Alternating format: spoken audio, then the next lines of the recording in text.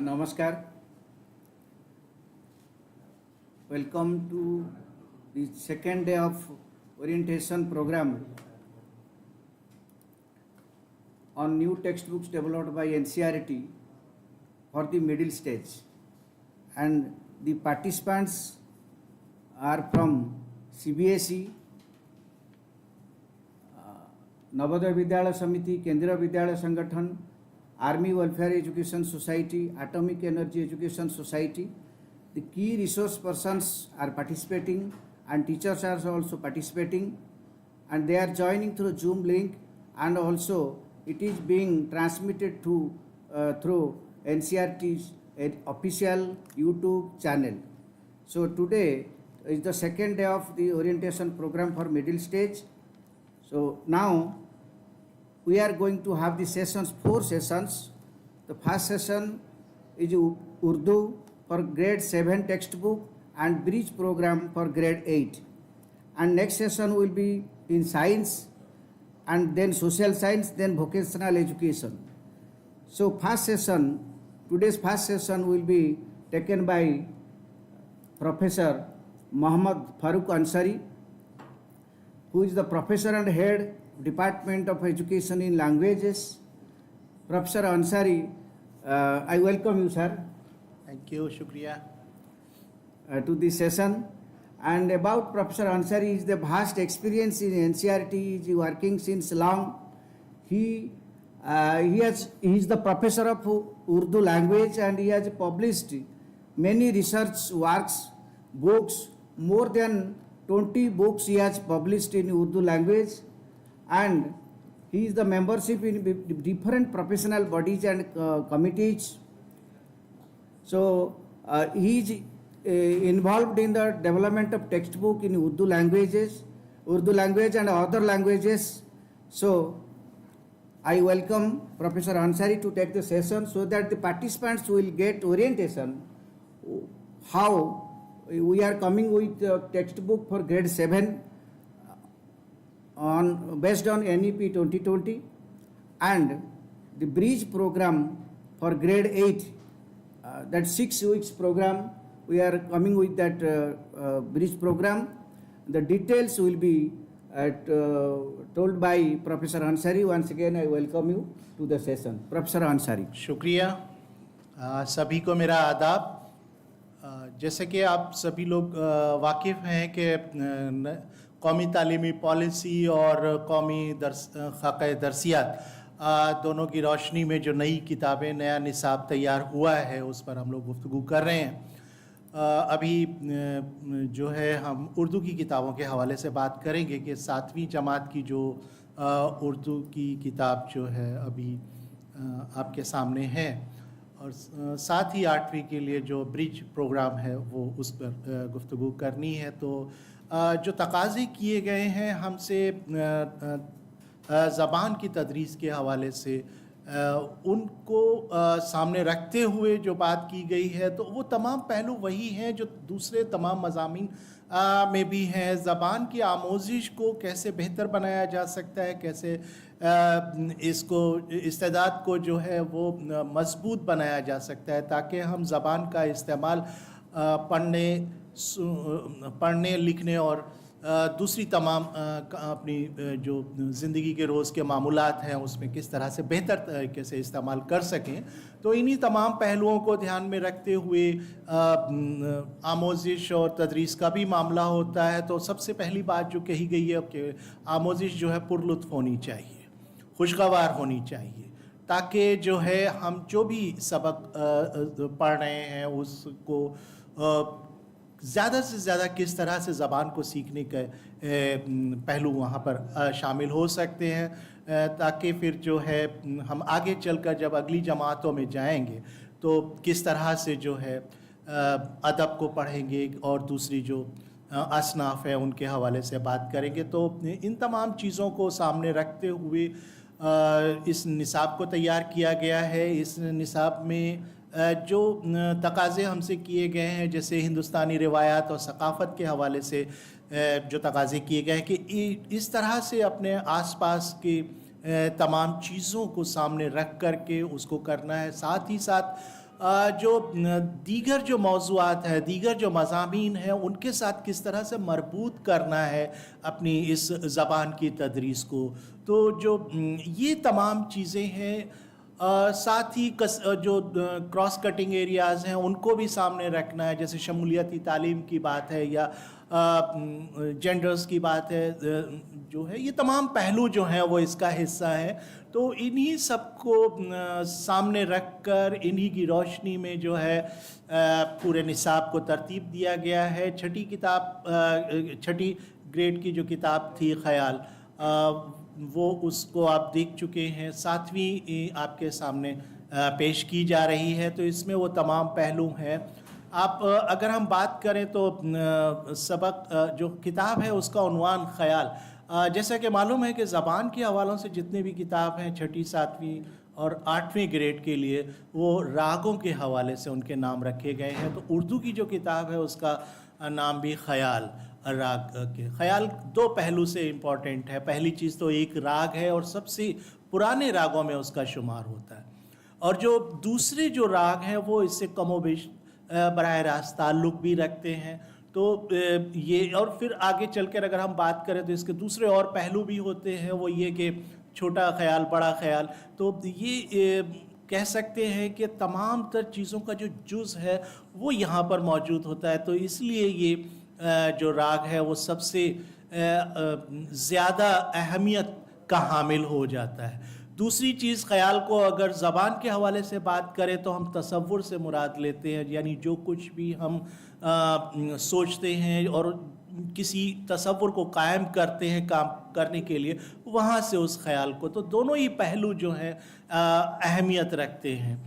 اور ان تمام چیزوں کے ساتھ، کیونکہ جو زبان سکھانے کے جتنی بھی چیزیں ہیں ان کو موسیقی کے ذریعے کس طرح سے بہتر طریقے، کہ موسیقی خود ایک زبان ہوتی ہے، تو اس زبان سے کس طرح سے اس کے ساتھ مربوط کیا جا سکتا ہے، یہ چیزیں جو ہیں وہ اس کو دیکھنی ہے. تو جو اس کا جو سرے ورک ہے وہ آپ کے سامنے ہے. اس میں دیکھیں گے تو سارے وہ پہلو جو ہمارے ہیں اور جو آج کی ضروریات، چاہے وہ ٹیکنالوجی کے حوالے سے ہو، چاہے جدید تر سامان کے حوالے سے یا خوشی کے، تمام پہلوؤں کو سمو کر جو ہے وہ اس سرے ورک میں نظر آتا ہے. ہمیں کھیلنے کا بھی ہے، بچے بھی ہیں، خوشگوار ماحول، کیونکہ کلاس روم کا ماحول، چاہے اسکول کا ماحول جتنا خوشگوار ہوگا اتنا ہی زیادہ جو ہے وہ آموزش بہتر ہوگی. اور یہ تبھی ممکن ہے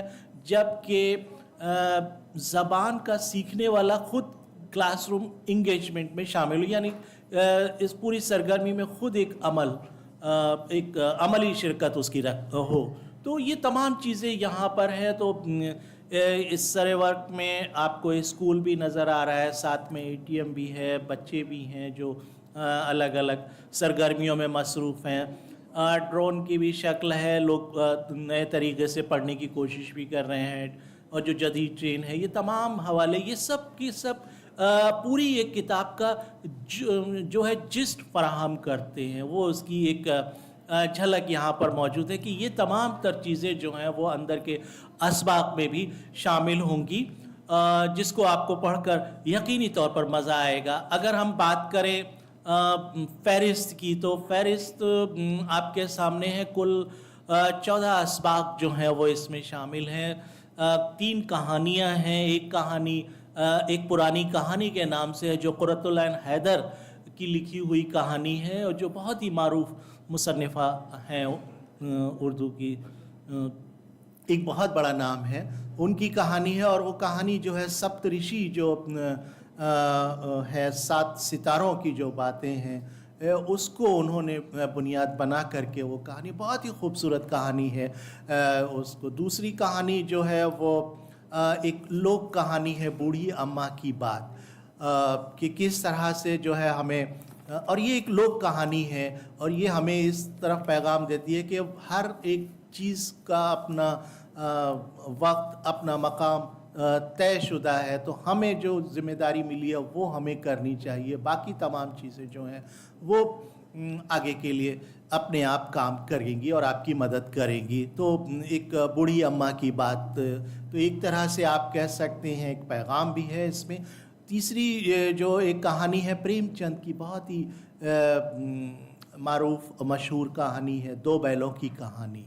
तो ये 3 कहानियाँ जो है वो इसमें शामिल है। साथ ही 4 नज़में भी इसमें शामिल की गई हैं। अलग अलग पहलू हैं इसके। एक तिलोकचंद महरूम की नज़्म है तराने वहदत, जो उनके जो शेरी मजमुआ है ज़मज़म तौहीद, उसके अंदर से अशार को मुंतखब किया गया है और इसको एक नज़्म के तौर पर यहाँ पर शामिल किया गया है। इकबाल की एक नज़्म है जुगनू, रोशनी का एक बहुत छोटा सा इंसेक्ट्स होता है और वो हमें रोशनी देता है और वो तरगीब देता है कि कुदरत की बनाई हुई छोटी सी छोटी चीज़ भी बड़ी अहमियत की हामिल होती है।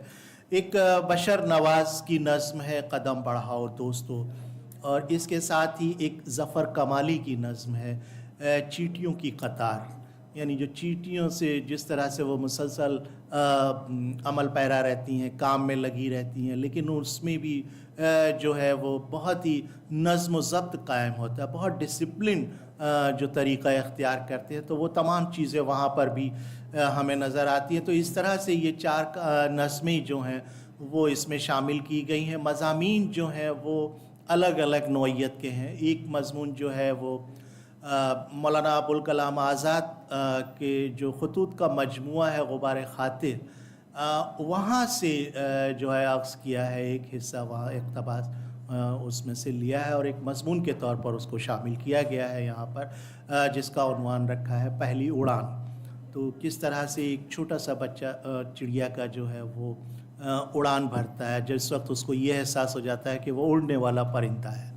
तो वो तमाम मंज़र को बहुत ही खूबसूरती के साथ जो है इस मज़मून में पेश किया गया है। हमारे खेलों के हवाले से है, मुख्तलिफ़ अलग अलग जो खेल हैं उनका तारुफ़ पेश किया गया है और उनकी अहमियत क्या है, क्या क्या चीज़ें उसमें हो सकती हैं, कौन कौन से खेलों में उनको शुमार किया गया है। हता के जो पैरा ओलंपिक्स और दूसरे इस तरह के जो खेल हैं उनको भी इसमें शामिल किया है। एक मज़मून डिजिटल टेक्नोलॉजी के हवाले से है जो आज की ज़रूरत है। डिजिटल टेक्नोलॉजी क्या है, उसको किस तरह से हम समझ सकते हैं, साथ ही वो कौन सी एहतियाती तदाबीर हैं जो हमें रोज़मर्रा ज़िंदगी में जब हम इस्तेमाल करते हैं तो वो तदाबीर हमें इख्तियार करनी चाहिए, हमें उनके बारे में मालूम होना चाहिए। साथ ही तहफ़्फ़ुज़ की भी बात है, जो साइबर सिक्योरिटी और तहफ़्फ़ुज़ की बात है उसको भी जगह दी है कि किस तरह से हम ऑनलाइन जो ख़रीदो फ़रोख्त कर रहे हैं या कोई और इस तरह का ट्रांजैक्शन या कोई और काम करते तो कौन कौन सी एहतियाती तदाबीर हमें इख्तियार करनी चाहिए। इन तमाम चीज़ों का अहाता किया है। 2 शख्सी मज़मून हैं, एक ब्रिगेडियर मोहम्मद उस्मान की ज़िंदगी के हवाले से है, जिन्होंने जो है 1947 और 48 के दरमियान जो है जंग में शहादत पाई थी। तो एक है, और दूसरा एक और है हमारे मुल्क के जो दूसरे सदर जमहूरियत सर्वपल्ली डॉक्टर राधाकृष्णन, उनके हवाले से। तो ये 2 शख्सी मज़मून हैं जो इनको इसमें शामिल किए हैं। इनके अलावा एक आप बीती है, पानी को एक किरदार की शक्ल में उसको एक किरदार की शक्ल दी गई और उसकी ज़बान से जो है उसकी जो अहमियत, उसकी इफ़ादियत और जो इसका बेदरीग इस्तेमाल हो रहा है बिना सोचे समझे, तो वो जो तकलीफ़ है वो एक किरदार की शक्ल में जो है उसको पेश किया गया है। तो ये एक आप पीती है।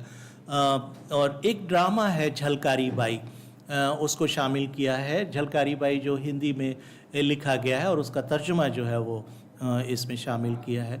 इन मज़ामीन और इन मौज़ूआत के अलावा जो है 4 और मुताले के लिए, इजाफ़ी मुताला जिसको कहेंगे, पढ़ने के लिए ही महज शामिल किए हैं, जिसमें 2 नज़में हैं। एक नज़म है गुलज़ार वतन, दूसरी है एक लड़की का गीत।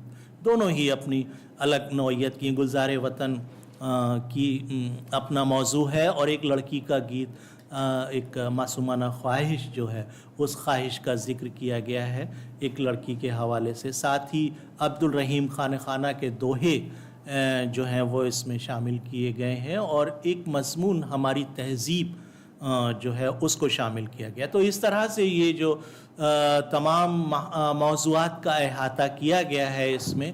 ساتھ ہی جو دوسری سب سے اہم چیز ہے وہ یہ کہ متن کے بعد جب ہم بات کرتے ہیں کہ اس کے ساتھ جو مختلف پہلو ہیں یعنی جو مشقیں ہیں وہ کس طرح سے ترتیب دی گئی ہیں, تو آپ دیکھیں گے کہ سب سے پہلے لفظ معنی کی بات کی, یعنی سبق کے حوالے سے جو لفظ کے معنی ہوتے ہیں, حالانکہ ہر لفظ اپنا الگ معنی رکھتا ہے لیکن سیاق میں ہی وہ اپنا معنی صحیح طور پر ہم اس کو سمجھتے ہیں.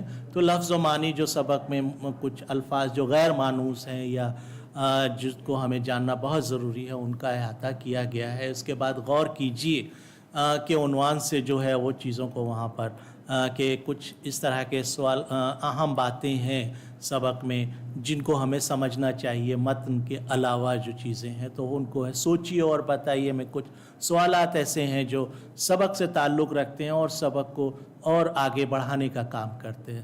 تیسرا ایک اور عنوان ہے وہ ہے کہ جو سوالوں کے کئی جوابات جب ہم دیتے ہیں اور اس میں کم و بیش ایک ہی طرح کے جواب ہوتے ہیں, لیکن آپ کے نزدیک کون سا جواب بہتر ہے, اس جواب کو آپ کیوں بہتر منتخب کرتے ہیں, تو وہ کچھ اس طرح کے سوالات جو ہیں اور ان کے جوابات وہاں پہ شامل کیے. پڑھیے, سمجھیے اور لکھیے میں جو زبان کے مختلف پہلو ہوتے ہیں, چاہے وہ قواعد کے حوالے سے, عملی قواعد کے حوالے سے یا کچھ اور سرگرمی اس طرح کی ہو سکتی ہیں جو زبان کو سیکھنے سکھانے میں معاون ہوتی ہیں, تو ان کو وہاں پر جگہ دی. اور کئی سرگرمیاں الگ الگ عنوانات کے تحت شامل کی گئی ہیں. تلاش کیجئے میں کچھ ایسی چیز رکھی ہے جو سبق کے موضوع سے کے بعد جب ہم کچھ اور چیزوں کی تلاش کرنے کی ہمیں ضرورت پڑتی ہے تو ہم اس کی طرف اشارہ کر رہے ہیں کہ ان کے بارے میں بھی معلوم کیجئے. مثال کے طور پر ایک پرانی کہانی کی ہی بات کریں تو اس میں بھی ستاروں کے حوالے سے بہت ساری نئی چیزیں ہمیں معلوم کرنی ہوتی ہے, تو وہ اس کے لیے وہاں پر بات کی. تخلیقی اظہار کو ضرور جگہ اس میں شامل کیا گیا ہے کہ اپنے طور پر چیزوں کو کس طرح سے آپ پیش کریں گے, تحریری طور پر, زبانی طور پر جو ہے وہ اس میں, تاکہ بچوں میں تخلیقیت کی جو صلاحیت ہے, جو ان کی تخلیقی اظہار کی جو صلاحیت ہے وہ فروغ پائے, اس کی تربیت سازی کی جا سکے. اور آخر میں عملی کام کے طور پر کچھ اضافی ورک ہیں, جو کام ہیں جو یہاں پر شامل کیے گئے ہیں. تو یہ وہ پوری ترتیب ہے جو آپ کو سبق کے ساتھ جو ہے ضرور ملے گی کہیں نہ کہیں, کسی نہ کسی شکل میں. تو یہ تمام چیزیں تو اس میں ہیں ہی, ساتھ ہی اور بھی بہت ساری اس میں چیزوں کو شامل کیا گیا. محاورے ہیں, پہلیاں ہیں, تو ان طرح کی چیزوں کو بھی آپ کے سامنے ایک سبق یہاں پر اسکرین پہ موجود ہے.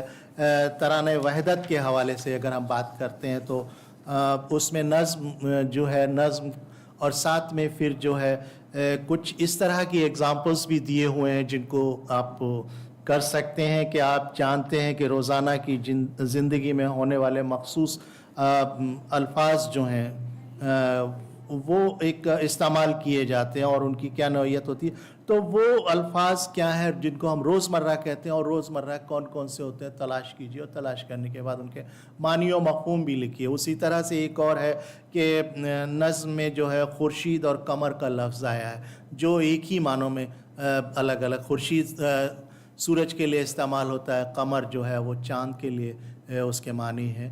تو اسی طرح کے اور بھی مترادفات ہو سکتے ہیں جیسے شمس ہے, مہر ہے اور دوسرے بھی الفاظ ہیں. تو اس طرح کے مترادفات جو ہیں وہ معلوم کرنے کے لیے کہا گیا ہے کہ اس طرح سے معلوم کیجیے. ایک اور مشق اسی میں ہے وہ یہ ہے کہ ہر لفظ جو ہے اس کا ایک مادہ ہوتا ہے, یعنی اوریجن جس کو آپ کہیں گے, جو کم از کم 3 حرف کا ہوتا ہے, اور اس سے دوسرے جو الفاظ بنتے ہیں جیسے وحد سے جو ہے اس سے الگ الگ لفظ بنیں گے یا زہر سے بنیں گے. تو اس طرح کے جو مشقیں ہیں وہ اس میں، تاکہ زبان کے جو ہر پہلو الگ الگ طرح سے ہو سکتے ہیں اس کو یہاں پر آپ استعمال کر سکتے ہیں، اس کو ذریعے جو ہے زبان کو سکھانے کی کام کیے جا سکتے ہیں۔ ایک پرانی کہانی کی بات کریں تو اس میں بھی اسی طرح کی تلاش کیجئے عنوان سے جو ہے کہ جب ستارے اپنی اصلی جگہ پر نہیں ہوتے ہیں تو دنیا کے مسافر جو مطلب راستہ بھٹک جاتے ہیں۔ تو یہ ایک جملہ سبق میں آیا، اس جملے کے حوالے سے یہ آیا ہے کہ اس سے یہ ظاہر ہوتا ہے کہ ستاروں کے ذریعے جو ہے مسافر جو ہے وہ راستہ تلاش کر سکتے ہیں اگر ویران اور سنسان جگہ میں، لیکن اور بھی بہت سارے طریقے ہو سکتے ہیں۔ تو وہ کون کون سے طریقے ہو سکتے ہیں جس سے ہم سمت کو معلوم کرتے ہیں؟ تو اس پر بات کی گئی، تو یہ معلوم کرنے کے لیے ہے کہ اس کو تلاش کیا جائے کہ ایسی کون کون سی چیزیں ہیں۔ دوسری ایک اور چیز ہے کہ جو آسمان ہوتا ہے وہ نیلا ہوتا ہے، اس کی وجہ کیا ہے؟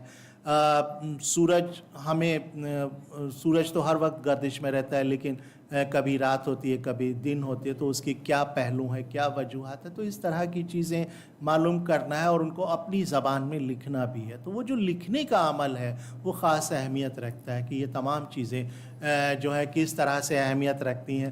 اسی طرح سے ایک مضمون جو ہے پہلی اڑان مولانا ابوالکلام آزاد کا یہ مضمون ہے، اس میں بھی اسی طرح سے چیزوں کو پیش کیا گیا ہے کہ کس طرح سے چیزوں کو لے کر چلیں۔ میں چونکہ وقت بہت کم ہے تو بہت جلدی سے اس کی پانی جو آپ بیتی ہے اس میں بھی اسی طرح سے مشقوں کو ترتیب دیا ہے۔ تخلیقی اظہار تلاش کیجئے، عملی کام، یہ تمام چیزیں جو ہیں کہیں نہ کہیں کچھ لنکس بھی ہم نے دیے ہیں اس میں کہ جن کی مدد سے جو ہے وہ آپ چیزوں کو اور بہتر طریقے سے تلاش کر کے بہتر طریقے سے ان کا اظہار کر سکتے ہیں۔ اسی طرح سے ایک مضمون اور ہے شخصی بریگیڈیئر محمد عثمان کے حوالے سے، تو یہاں پر بھی کئی ویب لنک آپ کے پاس موجود ہوں گے جن کے ذریعے سے آپ گیلنٹری ایوارڈز جو ملے ہیں وہ کن کن کو ملے ہیں، کس طرح سے ان کے کون کون سے مواقع ہوتے ہیں جو یہ ایوارڈ دیے جاتے ہیں۔ تو اس طرح کے یہ تمام چیزوں کو جو ہے وہ یہاں پر شامل کیا ہے۔ سرپلی ڈاکٹر رادھا کرشنن کے سبق میں بھی اسی طرح سے یہ تمام چیزوں کو، اور چونکہ پارلیمنٹ کا ذکر آ رہا ہے تو جو نئی پارلیمنٹ ہے اس کے لیے بھی اس میں یہ شامل کیا ہے کہ یہ پارلیمنٹ کیا ہے، اور اس کو مزید اس کے بارے میں معلومات حاصل کرنے کے لیے ویب لنک دیا ہے کہ اس ویب لنک کی مدد سے جو ہے وہ ان چیزوں کو آپ اور معلوم کر سکتے ہیں۔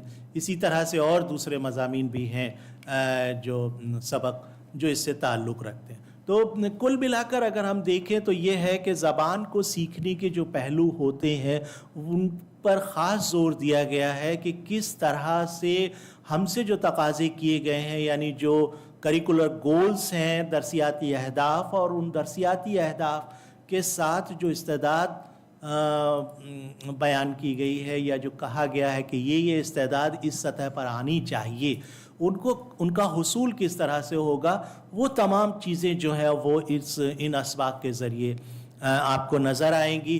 پھر آموزشی محصل جو ہیں learning out comes, in learning out comes کو کس طرح سے جو ہے حاصل کرایا جا سکتا ہے، ان کے لیے بھی یہ تمام تر چیزیں جو ہیں بڑی معاون ثابت ہوں گی۔ اور جیسے ہی آپ کتاب کو پڑھیں گے آپ کو کہیں بھی یہ نہیں لگے گا کہ یہ سبق جو ہے دلچسپ نہیں ہے۔ تصویروں کی اگر آپ بات کریں تو تصویروں پر خاص طور سے دھیان دیا گیا ہے کہ تصویریں دلچسپ مطلب دیکھنے میں اچھی ہوں، ان کو سبق کو آگے بڑھاتی ہوں، اور بہت ساری چیزیں بھی جو ہیں وہ سبق کے حوالے سے اس میں ہر طرح سے یہ کیا گیا ہے کہ اور جو ہمارے ارد گرد کا جو ماحول ہے، جو تصویریں ہمارے ارد گرد نظر آتی ہیں، چاہے وہ پرندوں کی ہوں، چاہے سامان کی ہوں، چاہے عمارتوں کی ہوں، یہ تمام چیزیں جو ہیں وہ اس میں شامل ہیں۔ تو اس طرح سے اس کتاب کو ترتیب دیا گیا ہے۔ ہم امید کرتے ہیں کہ آپ اس سے ضرور لطف اندوز ہوں گے, اپنی تدریس کو بہتر بنائیں گے, اور اتنی تمام چیزوں کو کس طرح سے آپ پیش کریں گے. اساتذہ کے لیے بھی خاص طور سے اس طرف اشارہ کیا گیا ہے کہ وہ کس طرح اپنے طلباء کی مدد کریں ان سرگرمیوں کو انجام دینے میں. ہو سکتا ہے کہ وہ جو طلباء ہیں وہ آپ سے سوال کریں یا آپ کی مدد چاہیں, تو کس طرح پہ کہاں گنجائش ہے وہ دیکھنے کی ضرورت ہے. ویب لنکس کم و بیش ہر جگہ پر موجود ہیں جو اس چیزوں کو یا اس سرگرمی کو جو وہ انجام دے رہے ہیں اس کو اور زیادہ آگے بڑھا سکتے ہیں, یا اس سرگرمی کو اور اپنے طور پر خیال رہے کہ یہ مجوزہ سرگرمیاں ہیں, تجویز کی ہوئی ہیں. اپنے طور پر اس الگ الگ طرح سے آپ بہت ساری سرگرمیاں تیار کر سکتے ہیں, ان کو انجام دے سکتے ہیں. تو ان تمام چیزوں کا خیال رکھیں گے تو امید کرتے ہیں کہ آپ کو یہ کتاب یقینی طور پر پسند آئے گی. اب بات کرتے ہیں 8ویں جماعت کی جو کتاب ہم اس کو آپ کے سامنے آنے والی ہے. اس کے لیے ایک 6 ہفتے کا برج پروگرام بھی تیار کیا گیا ہے. آپ دیکھیں گے کہ اس میں جو ترتیب رکھی گئی ہے وہ اسی طرح کی ہے کہ ہم نے تعارف پیش کیا ہے کہ کیا اس برج پروگرام ہوتا کیا ہے, کس طرح سے ان میں چیزوں کو ہونا چاہیے, قومی خاکہ درسیات اور قومی تعلیمی پالیسی جو ہے وہ ہم سے کیا تقاضے کر رہی ہے اس سطح, کیونکہ 8ویں کی سطح ایک بڑی اہم سطح ہے, مڈل اسٹیج کی یہ آخری جو جماعت ہوتی ہے. اور اس میں جو ہے وہ اس کے فوراً بعد جو ہے پھر 9ویں جو سیکنڈری سطح یعنی ثانوی سطح جو ہے وہ اس میں داخل ہوتے ہیں طلباء, اور اس وقت تک زبان کے حوالے سے جو بنیادی تقاضے ہیں وہ ان کو حاصل ہو چکے ہوتے ہیں. جو مہارتیں اور جو صلاحیتیں ان کے اندر ہونی چاہیے مڈل سطح پر وہ ان کو حاصل ہو جاتی ہیں, اور وہ پوری طرح سے تیار ہوتے ہیں کہ وہ ادب کی طرف جو ہے وہ آگے بڑھیں, اور 9ویں 10ویں 11ویں 12ویں یعنی ثانوی سطح میں جو ہے ادب کی مختلف اصناف سے وہ روشناس ہوتے ہیں. تو اس کے لیے وہ پوری طرح سے تیار ہوتے ہیں. تو آپ دیکھیں گے کہ اس میں جو ترتیب ہے وہ اسی طرح سے ہے کہ ہم نے تعارف ہے, تعارف کے بعد جو ہے اس کے مقاصد جو ہیں, کیا مقاصد ہیں اس کے, یعنی کیا کیا ہم توقع کر رہے ہیں کہ ان 6 ہفتوں کے بعد کون کون سی چیزیں جو ہیں وہ بچوں کو حاصل ہیں, اور دونوں یعنی نئے نصاب اور پرانے نصاب کے درمیان کس طرح کا فرق ہے, اور پرانے نصاب سے کس طرح سے نئے نصاب کی طرف ہم رجوع کر رہے ہیں, ان کی طرف بڑھ رہے ہیں, تو کس طرح سے تیار کرنا ہے اپنے طلباء کو. تو یہ تمام چیزیں ایک ٹائم ٹیبل بھی دیا ہے کہ جو قومی درسیاتی خاکے میں جو ٹائم ٹیبل ہے یا جو نظام الاوقات دیا ہوا ہے اس کو بھی وہاں پر پیش کیا گیا ہے کہ کس طرح سے اس کو رکھیں گے. پھر جو اہم حصہ ہے وہ سرگرمیوں کا ہے. تو ہر ہفتے کون کون سی سرگرمی کرائی جا سکتی ہیں. جیسے پہلے ہفتے میں نظم کے حوالے سے بات کی گئی ہے کہ نظم سے متعلق کون کون سی, تو ہر ہفتے 8 سے 10 سرگرمیاں جو ہیں وہ تجویز کی ہیں کہ آپ ان 8-10 سرگرمیوں میں اپنے طور پر کن کا آپ اس میں رد و بدل کر کے بھی استعمال کر سکتے ہیں, ترمیم کر سکتے ہیں, اور اپنے طور پر جیسے تقاضے ہیں کلاس روم کے اس کے حساب سے آپ ان سرگرمیوں کو ترتیب دے سکتے ہیں. تو یہ سرگرمی نظم کے حوالے سے بات کی ہے, مضمون کے حوالے سے بات کی ہے, کہانی کے حوالے سے 1 ہفتہ پورا ہے کہ کہانی لکھنے, اور مضامین الگ الگ طرح کے. ڈرامے کے لیے 1 ہفتہ مقرر کیا ہے کہ ڈرامے کو کس طرح سے بہتر طور پر وہ کر سکتے ہیں, اس کی تدریس کی جا سکتی ہے, اور سرگرمیاں کیا کیا انجام دی. تو یہ اس طرح سے جو ہے یہ پورے 6 ہفتے کا جو برج پروگرام ہے وہ ترتیب دیا گیا ہے. ساتھ ہی جو ہے اندازہ قدر بھی اس میں شامل ہے, یعنی اسسمنٹ پارٹ, کیونکہ وہ ایک بہت ضروری حصہ ہے. تو اس کے لیے کون کون سے پہلو ہیں جن کا ہمیں دھیان رکھنا چاہیے کہ ہم, اور اسسمنٹ کس طرح سے کریں گے, وہ طریقہ کار کیا ہوگا, کہ کس طرح سے جو ہے ہم فارمیٹنگ اسسمنٹ کی طرف पढ़ेंगे, मुशाहिदा भी हो सकता है, तहरीरी तौर पर भी हो सकता है, तो अलग अलग पहलू जैसी जिस तरह की सरगर्मी होगी उसी हवाले से वो भी है। तो ये तमाम चीज़ें जो हैं वो इस ब्रिज प्रोग्राम का हिस्सा हैं। और जब इस 6 हफ्ते के प्रोग्राम में जिस तरह से आप इनको तरतीब सरगर्मियों को अंजाम देंगे, उस वक्त आपको अंदाज़ा होगा कि किन किन पहलुओं पर हमें ख़ास ज़ोर देना है और किस तरह से जो है अपने मकसद को हमें हासिल कराना है। तो ये तमाम चीज़ें हैं। तो वो दरसी किताब के लिए पूरी तरह से वो तैयार होंगे कि जब 8वीं क्लास की या इस जमात की जो किताब होगी उसको पढ़ने में कहीं भी उनको कोई दुश्वारी नहीं होगी, क्योंकि वो इन 6 हफ्तों में इस नए निसाब को कबूल करने, इसके तकाज़ों से वाकिफ़ हो चुके होंगे और इनके जो पहलू हैं, अहम पहलू, उससे भी वो वाकिफ़ हो चुके होंगे। तो इस रूशनासी के बाद वो पूरी तरह से तैयार होंगे कि वो आपकी जो भी दर्स व तदरीस में जो पहलू हैं, जो भी आप उनके साथ तकाज़े करते हैं या जो तवक्को करते हैं, उनको वो पूरा कर सकें। शुक्रिया।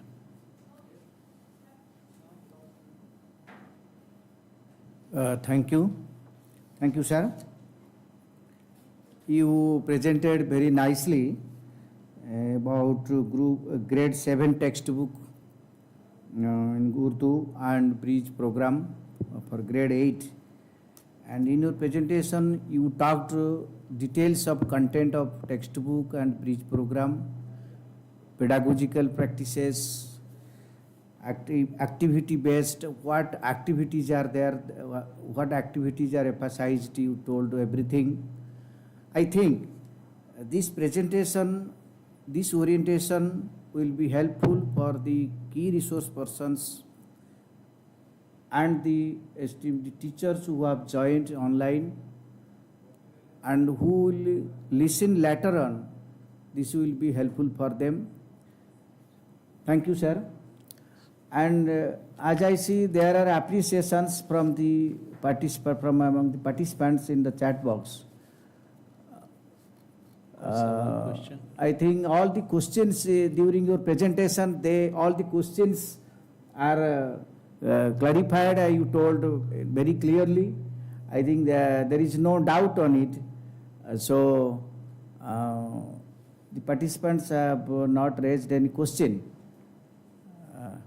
So I think we will close the session. Sure. Thank you, sir. Thank you.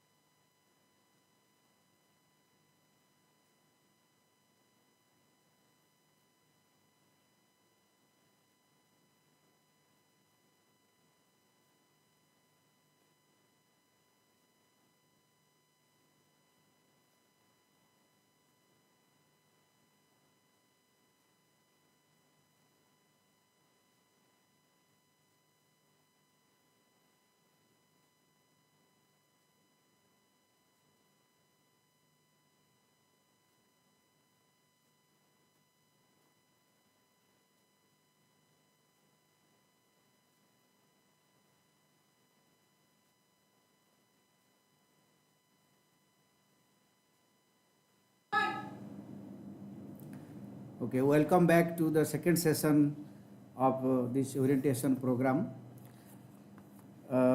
Now the session will be on science education, science textbook for grade 7 textbook, pedagogical perspectives on textbook of grade 7 and bridge program for grade 8. So now the resource person is Professor Anjani Kaul. Welcome you, madam, to this session. Professor Anjani Kaul is the professor of chemistry in the Department of Science and Mathematics.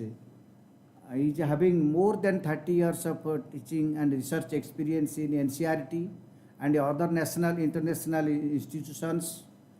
She was the resource associate in Jawaharlal Nehru University and postdoctoral fellow in Case Western University, USA, and many other universities, many other institutions she has worked. She has published many research papers, books in national and international journals of repute. And she is involved in the development of textbook, as we are going to discuss textbook of science for grade 7 and development of a bridge program she is involved. So I welcome Professor Anjani Kaul to discuss about the textbook for grade 7 in science subject and also the bridge program for grade 8. Professor Kaul. So thank you very much, Professor Mohanty. So today we are going to discuss about grade 7 science textbook. So we all know that grade 7 science textbook has been developed on the basis of NEP 2020 and NCF-SE 2023. So we can start with the presentation. So in grade 6 textbook, we have given the name Curiosity. So I would like to show this to the audience, that grade 6 textbook, which is already there in the public domain. And if you see that we have given the title Curiosity. So coming to grade 7, again we have given the name Curiosity. Now the question arises that when we give title to any of the textbook, are we justifying by giving the title Curiosity? So if I come back to class 6 textbook, you will see that in this particular textbook, you will see that there are certain images given on the textbook which can generate curiosity among students. So similarly for grade 7 textbook, we have given a cover page, and I would like to show this to the audience, that cover page of the textbook. So please, next slide please. So here you can see, next please. So you can see this title Curiosity there. Now if we can look at this cover page, see the children, they are touching I'll not say branches, they are seeing something hanging from the tree, and they are trying to observe, or they are curious to know what is all hanging on the tree. Is this a branch or a leaf or a root or what? So this they will come to know while after going through the textbook. Similarly, you'll see that girl pointing towards the nest where a bird is feeding to her young ones, and she is curious to know what is she feeding to these children. If you come little forward, you can see that children sitting over there, since they were curious in class 6, they had done some of the experiments where they could see that when we add water, or when we water the plant, you can see that water is moving upwards. Now they would like to see if we keep that plant in the water, what will happen. So they are again curious to know, and they are trying to explore it by doing an experiment. Next to these children, there's a boy who's doing something in the mortar and pestle, maybe a turmeric. Are we going to know about something about the turmeric? This is the front page of the textbook, which is on the right hand side, and we are going to say this is the day. If I mention it, it is going to present it is showing the day of the I'll say we are presenting the day of the earth, we'll say. And on the back page, if you say it's something late evening hours where children are running, and when they are running, are we going to talk about breathing, or are we going to differentiate between breathing and respiration? There's a light there. Are we going to read about the light? There are shadows there. Are we going to talk about shadows there? There are some flowers on one side. Are we going to talk about these flowers? We can see those rose petals and then hibiscus plants, or we call it gudhal in Hindi. So what are we going to discuss in this textbook? So the textbook, the cover page, the image should give us an idea. What are we going to learn inside, or what are we going as a teacher going to teach inside this textbook? So one which is very important thing in this textbook is that if you go to the last page of the textbook, which is epilogue, I'll come to that at the end. And in the epilogue, we are asking students that since you're now curious to know what all is happening, so after going through the textbook, now kindly let us know that whatever we have given on the cover page, were we able to fulfill your curiosity or not? That is how this cover page is discussing about. And the most important thing is that are we generating curiosity among students? That we would love to know. Now, if you go to the next slide, we can see that in this particular textbooks, we are having around 12 chapters, and the 12 chapters I'm not going to read because it will take much time. So most of it we are talking about acids versus salts, we are going to talk about physical and chemical changes, we are going to talk about metals and non-metals, we are going to talk about adolescence, we are going to talk about life process in plants, we are going to talk about animals, light, shadows, and then as I said, earth and beyond earth. We talked about this in class 6. The curiosity will continue and we'll talk about earth, moon and sun in the last chapter, that is chapter 12. So more or less we are having 208 pages, and we are going to have just one volume of this textbook. So if we come to the next slide, I'll talk about the chapter 1. The chapter 1 is the ever-evolving world of science. This is going to be a non-evaluative chapter. This chapter will only generate the curiosity. This will give us the holistic view about the entire textbook. So this textbook will not only talk about the facts, but it will also invite questions. And it will invite us to explore, it will invite us to do experiments, it will invite us to collect data, evidences, come out with the conclusion, and then at the end of the experiment or after doing any other task, we can say that this is what we have learned. So, so the main thing is that this chapter will it will take us to the kind of a journey through the entire textbook and will help us to uncover the secrets of the world. If you go to the next slide, we can see that what all we have covered in this textbooks. The most important thing which we all know, that this textbook is competency-based textbooks. So since it is a competency-based textbooks, the other parameters which we have taken care, or we have fulfilled the competency to make this textbook competency-based, we have tried to talk about the parameters such as cultural rootedness, Indian knowledge system. Textbook is inclusive, whether we say inclusive, the language or the illustrations, if you see, they are gender neutral. We have taken care for the children with special needs. The textbook is interdisciplinary. If I said interdisciplinary, this means that the chapters of the textbooks, they are talking to each other. I'll say the chapters are not dealt in isolation, not only with the science text, within the science textbook, but with the other subjects which are other than geography and history and things like that. We have tried to connect. How we have tried to connect, I'll talk about this later. Obviously, when we are giving examples, inculcate values among children, and the most important thing that the textbooks, they have the exercises which are competency based, or the assessment as for of, they are all competency based. So if we come to the next slide, we can see the most important thing as a teacher we must remember. If we go to the National Curriculum Framework for School Education 2023, we'll see on page number 278280, there are curricular goals at middle stage. We have, if you see all these slides, we have around 9 curricular goals at middle stage and around 27 competencies. Remember friends, when we say that we have competencies, we want our children to achieve these competencies till they reach the middle stage. This means at the end of class 8, they should achieve these competencies. But when we talk about learning outcomes, next slide please, I have given one example there. About this we can, next please, where you can see the learning outcomes. So there you can see that these learning outcomes, they are chapter specific. So we say that learning outcomes, they are class specific, whereas competencies, they are stage specific, that we have to remember. For example, whatever concept we are discussing at middle stage, children should understand that till we reach class 8, so that it will be easier for them to move to class 9 and then to the class 10.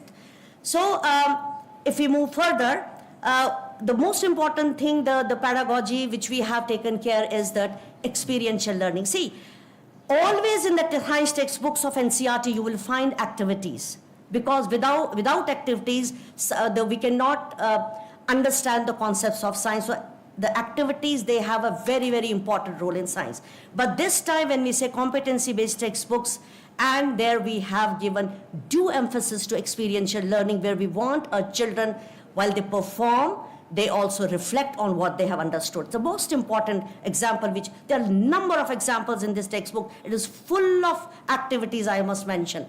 But I'll going to give a couple of glimpses here. So here if you see that this, the one experiment which I have shown on the, which you can see on the screen, is about rusting. We all know children in their everyday experience, they can see that if something is there, or they know a little bit about the metals which they have discussed in earlier classes and in grade 6 also. So they know a little bit about metals, they know a little bit about iron, they know a little bit about rusting. Now how rusting can be, what are the essential conditions for rusting? That is the experimental setup which we have given. See, the experimental setup which is given in the textbook, this is guided. Now as a teacher, let children explore. Let them come out with different conditions, allow them to perform as many experiments they can perform on this particular concept, and with other concepts also, and then let them come out and observe it and fill the table, as it is mentioned on the screen, the table 4.3, and then let them conclude. Let them have a discussion in the classroom. Teacher may act as a facilitator and allow children to discuss in the when they are participating, and allow them to speak in the classroom so that they have their ideas. So next, if you can see on the screen, is the one which I showed earlier was about the experimentation. Now here the children are discussing, and the discussion is the basic pedagogy here. So the children, they already know that this is one of the examples from physical and chemical change. Children, they already know about burning of candle. Now we have raised the question, can physical and chemical changes occur in the same process? Now children, they are throwing their own ideas, whatever experiential ideas they have, because they have all seen how when you lit a candle, what will happen. So they give their ideas and they are having their discussion. This is in one of the chapters. One more chapter, if we talk about heat transfer in nature, is chapter 7, where again we are, children, they are answering this particular this question, or they are performing this activity with the experiential learning, that what happens when we cook food in a metallic utensil. So this activity is dependent on that. And then in one chapter, chapter 11, I'm just giving you a glimpses. As a teacher, you will understand what I'm trying to say. So chapter 11 is light, shadow and reflection, where we are saying how shadows are formed. So we have given number of action. See, the screen is removed, the object is removed, torch is switched off. We are not saying only couple of actions. We are saying number of actions. For example, we have given 1, 2, 3, 4, 5, 6, 7 actions. Now children can have as many actions they can, and then observe and record shadow. So this is how we have given in this textbook. If we come to the next slide, we are talking about cross-cutting, culture rootedness and IKS. We all know about turmeric. We all are using turmeric at our home. So it is very beautifully written that Ayurvedic system of medicine, turmeric is considered to have numerous health benefits and is commonly used in several traditional home remedies. We all know, we are all using it in our homes. So children can connect it easily, and then they can understand. See, when we talk about cultural rootedness, this is happening in our homes, in our society. And when we say Indian knowledge system, and the Ayurveda is talking about this, so it is very well written. We can get literature out of it and see whether this kind of information are correct or not. So next is one fascinating fact which we have given, that about Bukharis. It's one of the chapter where is heat transfer in nature. Bukharis, which we all know that they are used in colder places in Himalayas, and how they keep our homes warm. So when we discuss about this chapter on heat transfer in nature, this is a very good example which we have given there. Measurement of time and motion. See, when there were no clocks, we have raised this question. If you go to the textbook when you will have in your hands, you will find that there's a question. जब घड़ियाँ नहीं थी या watches नहीं थी, तो समय कैसे देखा जाता था? So all these examples are there. A sundial is there, a water clock is there, then a candle clock is there. So all these Indian knowledge system, cultural rootedness and traditions or ancient Indian knowledge, this is all reflecting in this particular slide. One more fascinating fact where we are saying when there were no mirrors, तो कैसे लोग देखते थे अपनी छवि को? So there were metals which were polished at the backside, and still this kind of tradition is taking place at various places. For example, we have given in Kerala, we are still following this. So next is about interconnectivity, inter-chapter connectivity. So as I said that all the chapters, none of the chapter you will not find it as an isolation. All the chapters, they are well connected. When I'm talking about electricity in one of the chapters, I'm connecting this chapter of electricity with metals and non-metals. Here we are discussing about electricity, good conductors, bad conductors, and I'm using it in the chapter metals and non-metals. This is one example. Then thermal conductivity, we are talking about heat transfer in chapter 7. Then again we are talking about in metals and non-metals, how heat can be conducted and which are good conductors or which are poor conductors of heat. Similarly, the three chapters like acid, bases, salt, metals and non-metals, physical and chemical changes, they're all three well connected. We are talking something about in acid, bases and salts, and then we are asking them to write the chemical equation when we are talking about physical and chemical change, because when we are reading about acid, base and salt, we may not be aware about the word equation. Remember friends, we are not talking about symbols and formulas here. We are talking about only about the word equation. And then when children will understand what are physical changes, what are chemical changes, and then we will talk about these equations in a physical and chemical change chapter. So chapters are well connected. These are some of the examples, and we have many examples like this. Then is interdisciplinary connectivity, like we have tried to connect it with the geography and the history. We are asking them certain questions like in the map of India, locate these places and locate the places where you can find the metals and non-metals and things like that. We are given such activities. We are given characters which belongs to Rajasthan, Punjab, Himachal Pradesh and Sikkim. So एक भारत की बात करी है हमने, इस तरह से geography को दर्शाया है. History, very important. When we talk about metals and non-metals, you can see from the title, that is why we are given this box item a title, Holistic Lens. So we are saying the impact of iron on the progress of civilization of India, trying to connect history with science. If you go further, we have taken due care for the children with, with special needs. Next slide, please. So here you can see inclusion. How we have tried to involve all children, because these children are also in our classroom. We have to treat these children at par with other children. So in one of the chapters when we are discussing about indicators, so indicators, sighted child can see the color of the substance, where a child visually impaired cannot see. So he's asking, is there any way where I can also test the acid base? We are saying yes, there are olfactory indicators that we can test by smell. Similarly, a child is again saying that I can feel now, I use the difference in sound when my stick hits wood or metal to help find my way, because their metals are sonorous. That is how we have tried to connect things. So all children should feel that this textbook, this chapter, this science belongs to me. That is the message which we would like to give through this textbook. Next, please. Inclusive. As I said earlier also, this textbook is gender neutral. Text is gender neutral. Images are gender neutral. There's one chapter on adolescence. Children discussing various issues which I cannot take in detail here. Beautifully written chapter. So all the aspects which we face during adolescence, physical, mental, emotional, all these things are discussed here. And the other part on the right hand side, you can see that various things discussing there. One of the girls saying the bottle containing cold water is not cold anymore. So all kind of children, girl, boys, inclusion, everything is there in the textbook, and as I said, gender neutral. Next, please. We have discussed about various scientists. Let children know how people they become famous. They generate this curiosity for science. these children, they would also like to be a scientist. So we have, here again, gender neutral, we have tried to involve female scientists, particularly Indian female scientists and male scientists, where you can see we have talked about Kamala Soni, we have talked about Vinu Bapu. Vinu Bapu was known as the father of modern Indian astronomy. We have talked about P.C. Ray. I mean, all chemistry students can understand that he was known as a father of modern Indian chemistry. So we have tried to include all these scientists in this chapter and lot many more. I've just given a couple of examples.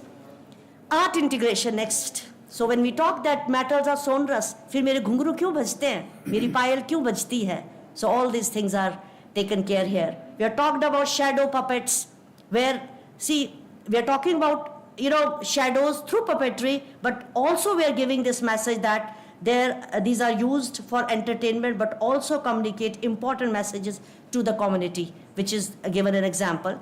Then when we talk about acid-base and salt, there's a child who can write, he wants to pay gratitude to his teacher on Guru Purnima.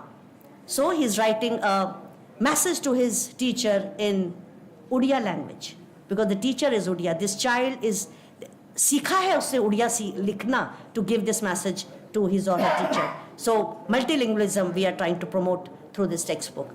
Next is the most important thing is competency based assessment. There are lot many questions which you can see. They are all competency based. We want questions with reasoning. We want questions where children have to really think. So all these type of questions which we are given here. So I don't want to read these questions. You will find these questions lot many in the textbooks. And next, please. Then as I said, competency-based assessment. You can see flow chart is there where we can see. Children have to really think what exactly will come here wherever we have given the question mark. It's in the form of flow chart. So these kind of questions are given. And next, please. So when we are developing questions, so we know that we can give fill-in-the-blanks question, multiple choice question, true, false, diagram-based questions, activity-based question, jumbled word we have given and then match them, reasoning-based questions, and lot many more questions are given, which you can see in the textbook. Then if I come to the structure of the chapter, so structure of the chapter, which we all know is a title and then subtitles, and then visual aids are given, then summary which we have given in nutshell, then exercise is given, an exploratory project is given. And then if I come to the next slide when I talked about visual aids, so we are talking about fascinating facts. These fascinating facts will give us interesting observation, curiosity-driven questions. Know a scientist, which you have already shown one of the examples. Dive deeper, where we are going beyond textbook, little in depth or maybe little higher order question is given there. Holistic lens, as I said, we have connected with other subjects. And then science and society, how science and society link with real life application, showing how science is contributed to societal development. That is what we have given at various places in the form of these box items. So next, in nutshell, we are given the summary. We have given, we have not said that questions you have to answer, because when we say question, you have to answer the question, that children, they get a little stressed. So we have given, let us enhance our learning, and then exploratory project. There are projects given, there are activities given, which may take little longer when you have to answer such questions. So teachers and children, they may prepare for such activities or such projects well in advance. That is what we have given. And then, as I said in the last slide, even in class 6th, we said that this is not the end, my friend. We are still saying it's still not the end, my friend. So curiosity, we must continue this curiosity, and we must continue questioning. And the more we question, the more we learn. That is what is the message through the science textbook. And this is, so that's what we have said, never stop asking questions. Now quickly, if you want, would you like me to... Yeah, so I'll come to the bridge course. Next slide, please. So we have a bridge program, which we all know that it is going to connect student to class 8, because these children, they have learned the older curriculum. So since I have already talked about the textbook in detail for class 8, so since children, we have to focus on competency-based textbooks. So this in bridge course, we have given This is also developed on the basis of National Curriculum Framework for School Education, and as I said, this will bridge the class, these children, those who have studied the older curriculum to the new curriculum. And if we move further with these slides, we can see the content page, purpose of the bridge course. It is already there in the bridge course. We have a link there where people can connect there and see. And next is the content. We have around 55-page this document, where we have given teacher section, student section, and then we have given week-wise schedule. If you move to the next slide, you can see week-wise timetable, that week 1, how many activities you can do, week 2, week 3, week 4, week 5, and week 6. And the activity-wise timetable is given. Next slide, please. So you can see which competencies can be, really addressed week-wise, which is given. And if you move the slides, you can see all these week-wise schedule is given. And then if you come to details of the activities, so we have given theme. First is diversity in living world. And there you can, next slide please. So there you can take children for a walk and then ask them to observe plants and animals. And then if you go to the next slide, you can ask them to record that in the tabular form, which you can see on the screen. And we can engage these students and have a discussion in the classroom, and they will learn about all this. They will know how to group plants and animals, and based on dissimilar features or similar features, all these things can be recorded. And week 2 is given to water, where very beautifully a chapter on water is written in class 6 textbook. See, we're talking about if we keep water in a smaller container and a bigger container, and then we talk about surface area and things like that. So a detailed activity is given, which teacher can go through and ask children to perform, explore, experiment, as I said, analyze, and then come to the conclusion. So this is again an activity. Then if you move further, then activity 3 is metals and non-metals. Move please, move. This is again metals and non-metals. So as I talked about metals and non-metals in little detail in class 8 also, so kind of activities which children are going to read this class 8 though. So those who have missed in class 7, because we are going to teach in class 7, so children will move to class 8, so they might miss all these small issues, because in earlier curriculum it was in class 8, this time it is in class 7, and with a different approach altogether. So through this bridge course, teachers will come to know about all this, and then it's given in detail in this particular bridge course. And then if you move to activity 4, that is heat and air, and then again an activity, detailed activity is given. So you can just skip the slide so that teacher can just go through them. And then as I said, this will be the let us investigate is an activity which children can perform,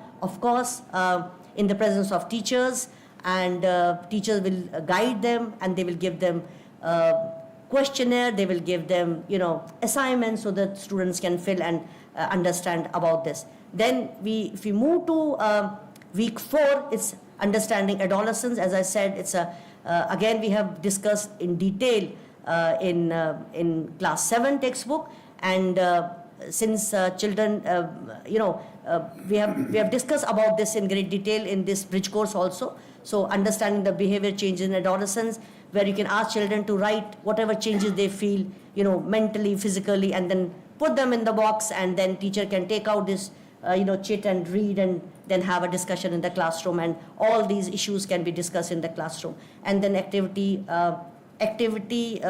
week 5 is sky, where we are discussing about the night sky and all, so it is given there. And then activity week 6 is motion of the earth, because we have already talked about beyond earth in class 6 textbook. And if teachers, most of the activities will be given in this bridge course, but if teachers want, they can go through class 6 textbook also, which is already in their hand, and can go through this. So all these procedures are given, all these questions are given in this bridge course, and teacher are they can make as many as questions they want, and have a discussion with these children, give them assignments, give them experiments, let children explore. Let's give freedom to children to explore. That is something very important in science. Let them experiment much. So let all us be get prepared for class 8 textbook. Thank you. Thank you, madam. Your presentation was very nice. Thank you. You started from the cover page, the color of cover page and the pictures, the illustrations in the cover page, that also creates curiosity. And the textbook is competency based as presented by you. It addressed all cross-cutting themes: cultural rootedness, Indian knowledge system, inclusive education, values, art integration, everything. And also it has emphasized the curricular goals, competency, learning outcomes, and experiential learning. The most important aspect is it emphasizes on inter-chapter connectivity. That is the most important aspect, and interdisciplinary connectivity. These things you have covered, and from this presentation it is clear that each chapter creates curiosity. So thank you, madam. So from there is one question from among the participants. What should we do in class 7? The question, I think question is not clear. The participant may be interested to know regarding bridge program for class 7, and for information of all the esteemed participants, bridge program for class grade 8, not for grade 7, and there is as madam presented, that is textbook for grade 7. I think we will get textbook of grade 7 in a short duration, and Yes. the That is- teachers and yes, students, yes. they will have this textbook with them, and I think that is the question, that Yes. what should we do for class 7? You will get this textbook shortly, I'll say. Am I right? Yes, yes, Yeah, madam. fine. You are right. Yeah, that is fine. See, by the time you will receive this textbook in your hands, the only thing is that as a teacher, you are saksham hai itne ki you can come out with the various activities, you can come out with various, because we have already gone through class 6 textbook, so we know what we have to do. So give children certain activities, take some concept and ask them to explore. Take them for a nature walk, as I said. Let us go out for a nature walk. Give them a table and ask them to observe various plants and animals, and then come to the class, have discussion, and let us see what are the features which were similar among insects or birds or animals, and then the plants and things like that. So I think there are lot many activities can be given to the student. In science, it's very important to learn by doing experimentation. I think that should be our focus. And questioning, let them question, ask them to give a question every day. Pool the questions together, and let us answer these questions. Let us explore internet, library, and come out with the answers. That is how I think we should start handling the class. Okay, madam. Oh, that is not a question, but I think he wants to know. Is from KV teacher, name not mentioned. वो हिंदी में लिखा है, कल मुझे संसाधक के तौर पर क्षेत्रीय शिक्षकों को प्रशिक्षण देना है, अतः आपसे आग्रह है कि कल हिंदी कक्षा 7वीं के लिए पुस्तक परिचय तथा पुस्तक की रूपरेखा संबंधी PDF दिखाया गया, उसे साझा करने की कृपा करें, ताकि अन्य शिक्षकों को उसके आधार पर पाठ्यक्रम के लक्ष्यों को सभी के समक्ष प्रस्तुत कर सकूं। इसमें क्या सजेशन देना है? So he's asking about? About PDF दिखाया गया जो ब्रिज प्रोग्राम का PDF है, हाँ, वो कैसे ट्रेनिंग देंगे? ट्रेनिंग कैसे देंगे? वो केयर की रिसोर्स पर्सन से है ना, हाँ। तो बाकी टीचर को, शिक्षकों को ट्रेनिंग देंगे, कैसे समझाएंगे? हाँ, तो आप अपना प्रेजेंटेशन बनाइए और जो उसमें एक्टिविटीज़ दे रखी हैं उन एक्टिविटीज़ पे चर्चा कीजिए, और उससे भी बियॉन्ड अगर हम कुछ और एक्टिविटीज़ सोच सकते हैं, वो सारे टीचर्स बैठ के उस पर और एक्टिविटीज़ बनाएं, और जो भी कॉन्सेप्ट पे हम बात करें उस पर अलग अलग तरह के सवाल बनाए जाएं, मल्टीपल चॉइस क्वेश्चन बनाए जाएं, matching, fill in the blanks, experimental based, activity based, उस तरह के सवाल बनाए जाएं और क्लास में जो है टीचर जो है आपस में डिस्कस करें। Yes, madam. वही उसी तरह। और सबसे बड़ी बात जो है, हमें कॉम्पिटेंसी बेस्ड असेसमेंट का ध्यान रखना चाहिए। हम क्या लर्निंग आउटकम इससे निकल के आता है। So we can have certain learning outcomes और उन लर्निंग आउटकम्स पे हम क्वेश्चंस को बना सकते हैं। सो दैट इज वो एक प्रैक्टिस होनी चाहिए टीचर्स के बीच में। आप किसी भी लर्निंग आउटकम को उठा लीजिए। आपने कहा कि अब मैं मॉडल बना सकता हूँ उस चीज़ से, तो उस मॉडल को किस तरह से बनाया जाए, सो उस पर चर्चा की जाए। तो इस तरह की चर्चाएं की जाएंगी सिस्टम में। Thank you, madam. One another query: when the textbook for grade 8 will be available, or we follow old textbook? That old textbook for grade 8 we will not follow. Bridge program, already that program is available in the Ncert website for grade 8, and the textbook for grade 8 will be available by end May or mid June. हाँ, बिल्कुल सही। मैं एक दो देखिए, bridge course को आप follow कीजिए, और अगर आप जानना चाहते हैं कि अप्रोच में जो बदलाव आया है, आप क्लास 6 की किताब को भी खोल के देखिए।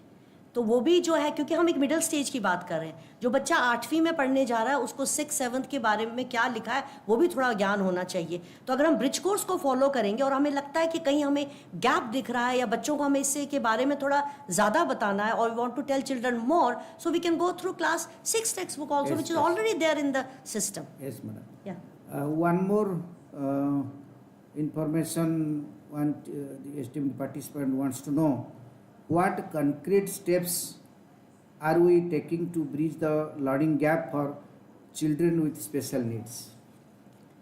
See, the activities which we have given, they are inclusive in nature. मैंने कहा इस पौधे को, see when we say that this, for example we are saying, for example I'm saying, we are talking about transpiration.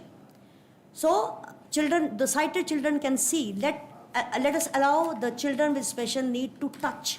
If I'm talking about this particular solid has a fixed shape, so we can ask the children to touch. They can pick it up and feel it. So we have to involve these children. For example, we are talking about good conductor or bad conductor of heat. So if it is, but as a teacher you have to be very careful. That is why for each activity we have written a caution there that the activities have to be performed under the supervision of the teacher. So when we are saying that it can conduct electricity or this can conduct heat up, for example, I say, as a teacher you must feel this first. It should not be very hot, and let this, if a child is special need, visually impaired, then usko we can allow him or her to touch. Similarly, if we are saying that the something is good conductor of electricity, so we can develop a model where we, instead of bulb, we can put a device which can ring a sound, that can be done. और अगर हम bulb भी use करते हैं, so if you feel it will get little warmer. So all these things, as a teacher you have to really explore and come out with the suggestions, so that all these children they should learn at par. That is what I'll say. Okay, madam, thank you.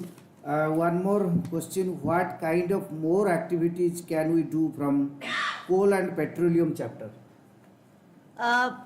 Coal and petroleum chapter, right now in class 7th we have not, it's not given there, but yes, in class 6th, if you go to class 6 textbook, we have talked about fuels and all. So you can go through that chapter and see how many various activities are given, and that can be performed. Okay, madam. One question raised by the participant: what is the duration of bridge course? That is 6 weeks. 6 weeks, yeah. 1 month and 15 days. And another query: shall we include the materials of bridge program in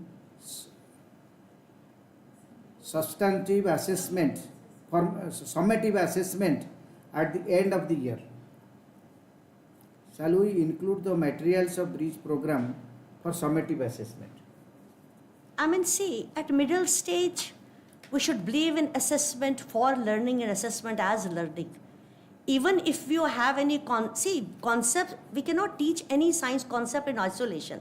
So we have to connect the concepts. So if you want to, if you want that whether your children have understood or not, we can always have questions in the system. That, I mean, nobody can stop us from that. But we want our children to learn. I think that is the answer. Let us believe in assessment for learning and assessment as learning. Off to ho hi jayega. Thank Am you, I right? madam. All queries are addressed, all questions are answered very nicely, and I think the participants, they have got all the answers. Thank you, madam. Thank you. And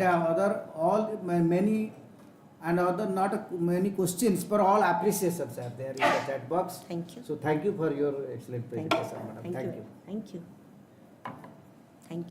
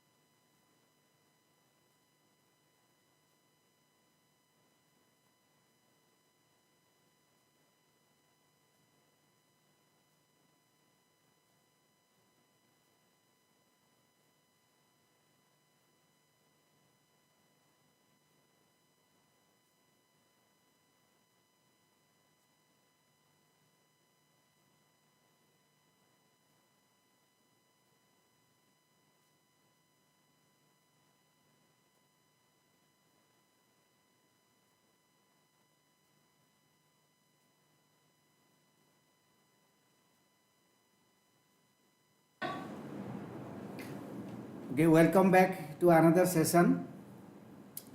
And in this session, we will discuss about textbook of social science for grade 7 and bridge program for grade 8. So in this session, the resource person is Professor Sima Shukla Ojha, is the professor of history. He is having the interest areas in ancient Indian history and archaeology, heritage studies, and history of education, social science education. Professor Ojha has a vast experience in NCERT. Her major contribution includes development of textbooks, supplementary materials, audio video programs, and research projects. He has conducted many research projects, and publications includes mostly books chapters, and research papers. She has published journals in national and international journals of repute, many articles, research papers, and presented many papers in seminars. And the CV is a big CV, but only thing, she has vast experience in NCERT. Welcome you, madam. Now, Professor Ojha will talk about social science textbook for grade 7 and bridge program for grade 8. Professor Ojha. Thank you, Professor Mohanty.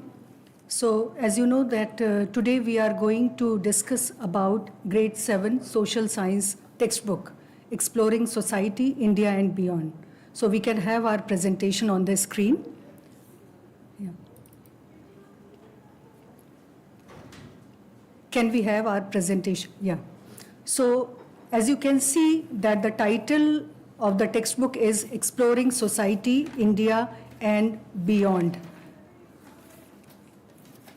And on your screen before you is the front and back cover page of our textbook, Exploring Society, India and Beyond. This is going to be part 1. We'll have another part 2 of this textbook. So as you know that in social sciences, we study society. And we study we are not only going to study Indian society, but we are also going to have glimpses of our interaction with the outside world in the past as well as the present. So, all these things will make it very clear why we have titled our book like this, Exploring Society, India and Beyond. That means we'll be moving, within India, we'll be going outside also. And as you know that social science is a discipline which has many, aspects to it. Like, if we go to the representation of visuals on the cover page, you will see that on top of the front cover, you will see that there are geographical features shown there. There are mountains, and then there is a little stream coming out there. And then on the left side, there is a king. And probably there is an elephant. So maybe that elephant is part of any ruler's, procession. So like that. And then below that, you will see that an ancient scholar is there who is doing something with a manuscript. So in a way, you can see that it represents the society in the past and also in the present, because there is a woman who is doing some experiment. Maybe she is measuring the weather. And there is also, in the lower part of the cover, front cover, you can see that there is a woman who is selling something and a person is buying something ready to make a payment through digital mode. And then there is another woman who is casting her vote. And there is there are 3 more women who are in the queue. So maybe they are waiting for their turn. So, all these things will give you an idea that what we are going to explore further in the subsequent pages of the textbook. And as you know that these textbooks are being developed keeping into consideration the concerns of National Education Policy 2020 and also National Curriculum Framework for School Education 2023. So National Education Policy puts a lot of emphasis on integration of art, sports and other such concerns. So, you can see that these cover pages, they very well illustrate this integration, because on the front cover you can see that there is a pattern of Katha stitch, and there on the back cover you see the Gond painting. So in a way, this cover page gives you an idea what you are going to explore. And yeah, let us not forget that there is our national emblem at the top of the cover. So let's move to the next slide. Yeah. So in this particular textbook, we are going to focus on 5 themes. And let me remind you that this class 7 textbook is in continuation to our earlier grade 6 textbook. There also we focused on 5 themes. And together these 5 themes constitute our discipline social science. Yeah, in grade 6 also, and also in grade 7, we have this visual where people are trying to hold this, earth. And there one phrase is written, Vasudhaiv Kutumbakam. So through this, we are trying to show that we might be living in different parts of the world, but ultimately we are part of one family, we are part of one world. And that's why this phrase is there, Vasudhaiv Kutumbakam. That means the whole world is one family. So this is also an indicator what kind of material we are going to, explore in the coming pages. When we talk about the aims of social science education, we know that it tries that learners are able to understand how society functions, because in social sciences, it's basically social sciences tells us about the human interaction with social and natural environment across time, space, and institutions. It also develops various capacities for inquiry in social sciences, so that ultimately a learner or child becomes a responsible human being and contributes meaningfully as a citizen. Now coming to the contents of the grade 7 textbook, you can see that the textbook is divided into 5 major themes. First is India and the world, second is tapestry of the past, third is related to cultural heritage and traditions, fourth is on governance, and fifth is related to economic life around us.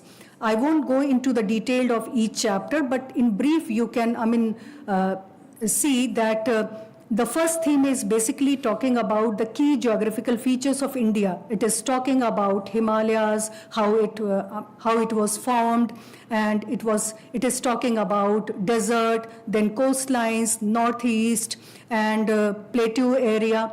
So lot of geographical features are discussed in this chapter, and also its impact on human life. Then second chapter, we are talking about the weather, how weather is measured, what is its role in our life, and suppose if somebody has an understanding of weather, how it will help them to, to be better prepared for events like flooding or you can say rains, heavy rains. So like these things are discussed there. Then third chapter is about climate. So climate, there we are discussing about why in India we have such diverse climate and how it affects the life, the culture, the economy of our country, and how its knowledge can help us in better preparing ourselves to address or to, mitigate natural disasters. Then in the second theme, we have chapters like New Beginnings, where we are discussing second urbanization. Let me just remind you that in the grade 6 textbook, we have talked about first urbanization. And in here, we are discussing second urbanization. We are discussing about Janapadas and Mahajanpadas, how they formed an important development in the overall development of history. And then we are discussing about rise of empires. We are discussing what is an empire, how kingdoms transform into empires, and what was the things happening in these kingdoms and empires, whether some, foreigners were also coming at that time or not. And then in the next chapter, we are talking about the age of reorganization. Basically, we are discussing here about post-Maurya period. So a lot of activities were going on in that, during that time. So along with the first empires like Magadha Empire, Mauryan Empire, we are also discussing the coming of Indo-Greeks and how they assimilated into Indian society. Then we are discussing about Gupta Empire in the next chapter, and we are discussing about the important rulers, their achievements, and other such things. We are, dealing in detail about Gupta period. Then in the next theme, we are discussing about the sacred geography, how the land becomes sacred. It's a very, novel theme that is given in the present textbook. Because under this theme, we are discussing what is sacredness, how the land becomes sacred, and how these sacred sites, they form or contribute to the unity, cultural unity of our country. Then in the next theme, we are discussing about different types of government, how governments play an important role in the lives of people. And in the next chapter, we are discussing about constitution, how constitution came into, being, and why there is a need to have constitution. So, and we are also discussing about the key features of Indian constitution. Then in the theme economic life around us, we are talking about from barter to money. So what was the system, what was the method of transaction before money, and how money transformed this transaction process, and what are the different forms of money. Then in the next chapter related to markets, we are trying to understand market, how an important role it plays in the lives of people, what are different kinds of markets, and how people assess the quality of different products. So this is in brief about the contents, and as you can see that there is a mention of glossary also. So coming to the next, these two maps are given at the end of the textbook, and in all the chapters, wherever required, we are continuously referring to this physical and the political map. There are a lot of activities related to these maps. Yeah, in the initial pages only, there is a letter to the student where, the textbook in a way is having a dialogue with the student. It tries to, tell them what all they are going to explore in the textbook and how important things are placed in there, what efforts went on in preparing this textbook. And then the next section is your journey through this book. Basically, this will quickly give a tour of the textbook, how different chapters have been organized, what are different important sections given in the book, and the most important thing is that here, along with sections, it has been made very clear what is the purpose behind giving each section, as you can easily go through. So I'll request all the teachers, whenever you have this book before you, please go through these initial pages carefully, because this will give you an idea how to make use of this textbook in a meaningful way. So coming to the next slide. Yeah. This is also an important feature that you must have also, come across in grade 6 textbook also, because in these textbooks we are coming across many Sanskrit words and also some Indian language words. So it was thought that we need to provide diacritical marks so that children are able to pronounce these Sanskrit words correctly. This is not for evaluation though, but this will definitely help you in pronunciation. Yeah. Now coming to the structure of the chapter, as you have seen in the journey through the book, this is the start of the chapter. In every chapter, the first thing that you will notice is the title and followed by a quotation. These inspiring quotations are from our ancient scriptures. They are from different, renowned scholars, some from India, some from outside. And the important thing about these quotations are that these quotations are actually, very much related to the content that we are discussing in the chapter. The quotation is followed by a picture related to the theme, and then we have big questions. There are 2-3 big questions. These big questions are basically broad ideas around which the whole chapter has been interwoven. Like in understanding market, as you can see on the screen, some big questions are: what is meant by a market? How markets play an important role in the lives of lives of the people? Likewise, questions are there. Yeah, we also have technical words in the margin of the chapter. There are a few words mentioned in the chapter. Along with this, we have a detailed glossary running into almost 8 pages at the end of the textbook that will definitely help children to understand different terms and terminologies coming into different chapters. Yeah, this is, you can see the glossary on your screen. Yeah, now coming to the different sections within the chapter. In the chapter, we can see that there are many sections titled as Let's Explore, Let's Find Out, Think About It, or Let's Remember. So one by one we can go there. Let's Explore activities are actually meant to explore further. There are some things discussed here, but then they are, given a hint so that they can go and explore other things.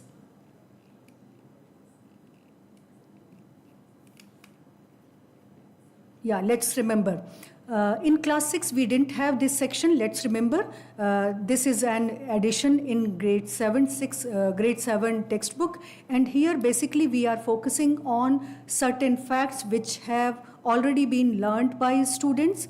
And we are also giving hints to other, chapters, sometimes social science textbook and sometimes science textbook. Like in the second Let's Remember, you can see that we are referring to the science book Curiosity, and there we are discussing that in grade 6 you have learned about thermometers. So we are continuously referring to other textbooks also, maybe science, maybe so different chapters of social science also. So now coming to the next, think about it. Basically, think about it section is for students to explore. There are some activities to do, some in-text questions are there, and sometimes they are motivating students to explore further. Don't Miss Out is an important section in our grade 7 textbook. Basically, in Don't Miss Out sections, we are discussing some interesting or intriguing facts which children might find interesting. Like in the first Don't Miss Out, you can see that we are talking about a Mela, which is happening somewhere in Assam. And there, since 15th century, they are having an exchange of goods. So even after coming of money, they are having this mode of exchange there. So this gives you an interesting idea about the mode of exchange practiced right now. And then in the next Don't Miss Out, you can see that we are talking about Roma people. Based on their culture, their society, scholars are of the view that they have some connection with India. So these are very important features of the chapters that we have. Before we move on is the last section that we have in our chapter, and this basically sums up the whole chapter, and this actually recapitulates the important ideas already narrated in the textbook. Before we move on is followed by questions and activities. There are a lot of activities and questions. We'll come to this later. Now coming to the salient features of the textbook. These are some of the salient features of the textbook, that our textbook is culturally rooted. It has values embedded to it, and it has integration of Indian knowledge system. It is interdisciplinary approach, and it has connections within and outside social science. It has activities which are focusing on experiential learning, and then it has connection with students' life outside the classroom. And the assessment that we have in our textbook are competency-based assessment. We'll come to this. Through examples, we'll be able to show you about cultural rootedness, that cultural rootedness is not limited to the chapter which is on heritage. That is an important theme of our textbook, but this is continuing in all themes. Like in a chapter on history, we are talking about Aryabhatta and Varahmir. We are talking about their scientific achievements, and in that chapter only we are talking about Kalidas, about his Meghdut, how it gives us an idea about weather and other such things. And then we are also having a section on Indian Constitution, and we are telling students that how a calligrapher, Prem Bihari Narayan Raizada, who wrote the text by hand, and how Nandalal Bose and his team, they illustrated its pages. And you can see on the screen that it has been done very, it is richly illustrated. And there are, drawings from our ancient scriptures like Ramayana, Mahabharata. Then there are, some from Gurukul, showing Gurukul also. So a lot of drawing has been used in our chapters. Then our textbooks also had many values embedded to it. You can see this embedding of values across chapters. Like in our geography chapter, we are talking about Rajasthan, where women are going a long way to fetch water. So here we are trying to tell students that we need to save water. So in a way we are trying to tell them about the conservation of water, so that water is not wasted. And then in another excerpt, you can see that there is a story from Silappadikaram. And here we are talking about a Kannagi, a lady whose husband was falsely implicated, and he was tried and executed.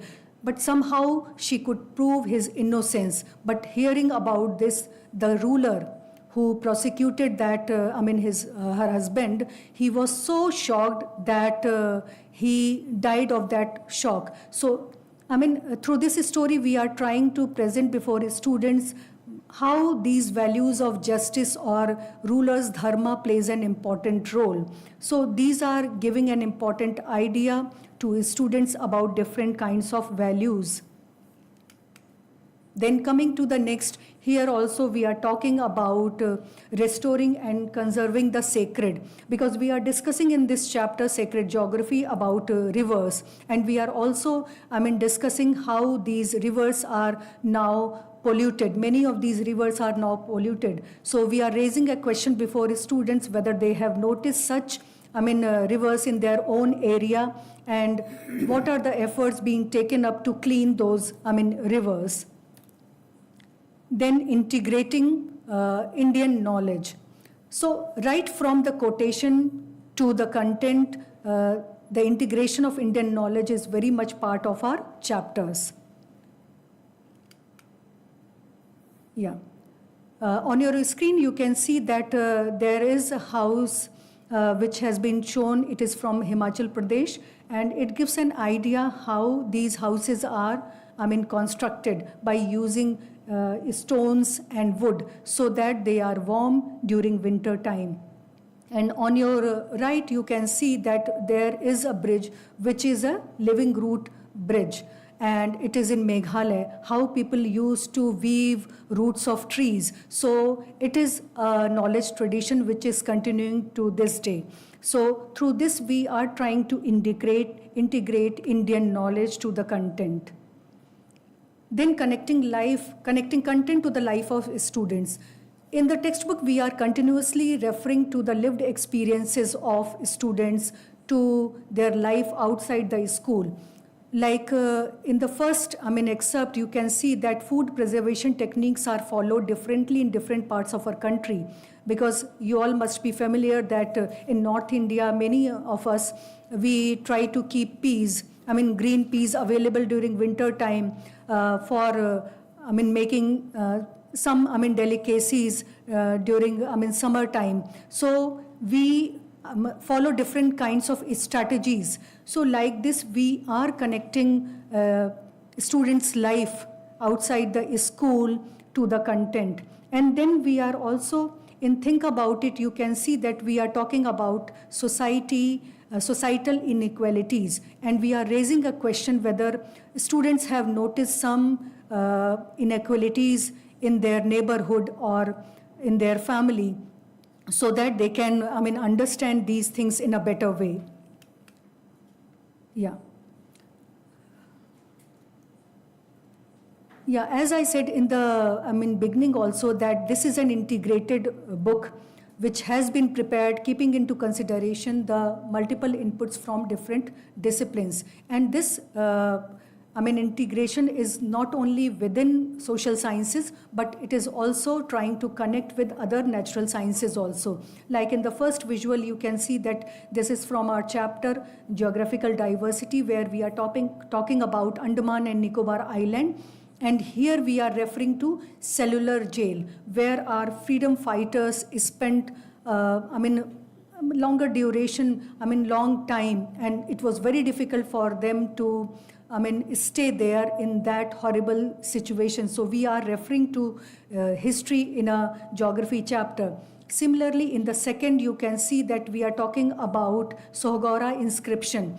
Here in this inscription, we are referring to the storage of grain so that it could be used when there is a crisis, famine or other such crisis. So food security is the thing that is being discussed here. In economics, many times we refer to food security. So in the next, you can see that we are talking about climate and our lives. This is from our geography chapter. We are discussing different kinds of climates and also its effect on the human lives. So in that context, we are referring to different festivals that are being celebrated in our country, which are related to agriculture or different seasons. So through these pictures and narratives, we are connecting geography with culture, with society. Yeah. A peek into history. This particular section is from our political science chapter, where we are referring to different kinds of governments, and there we are discussing about democracy. So in that context, here we are referring to Uttar Merur inscription found from South India, and there we have discussed how village sabhas, they used to function in democratic way, and how election was done, what were the qualifications of people who were selected for these sabhas and other such things. And then in the next, you can see what is a market. So definitely it is, you can easily make out that it is a theme related to economics. Here we are talking about a bazaar in Hampi, that is in Vijayanagar, that used to be an important bazaar in Vijayanagar Empire.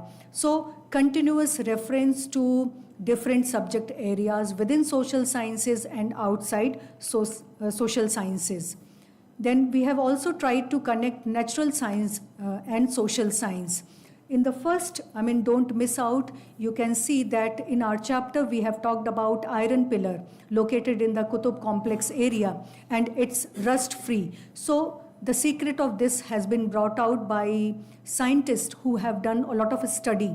So what was the reason behind it remaining rust-free has been discussed here. So that way we are connecting it to science. Then here there is discussion on helium, because our constitution has been kept in a box which has a helium box. So why helium has been used here? Because it doesn't react to paper. So that way we are connecting social science with natural science also. This I have already discussed, so yeah. Then coming to the assessment, our textbook is competency based, and there are a lot of activities and questions given in the textbook. And you can see that not only at the end of the chapter, but also in the chapter, in text questions are there. There are questions on visuals. As you can see on your screen, there are different visuals on which questions are posed. These are part of the chapters. And at the end also, we have some chapters. Then there are project activities where students are advised, they are motivated to, visit nearby museums or nearby farms or other such places and prepare a report. So these kind of activities which motivate students to explore further are given in our chapters. Then there are questions on maps. There are a lot of maps used in our textbook, and in all maps, you will see that there are some questions posed on that. So here is an interesting map from our sacred geography chapter.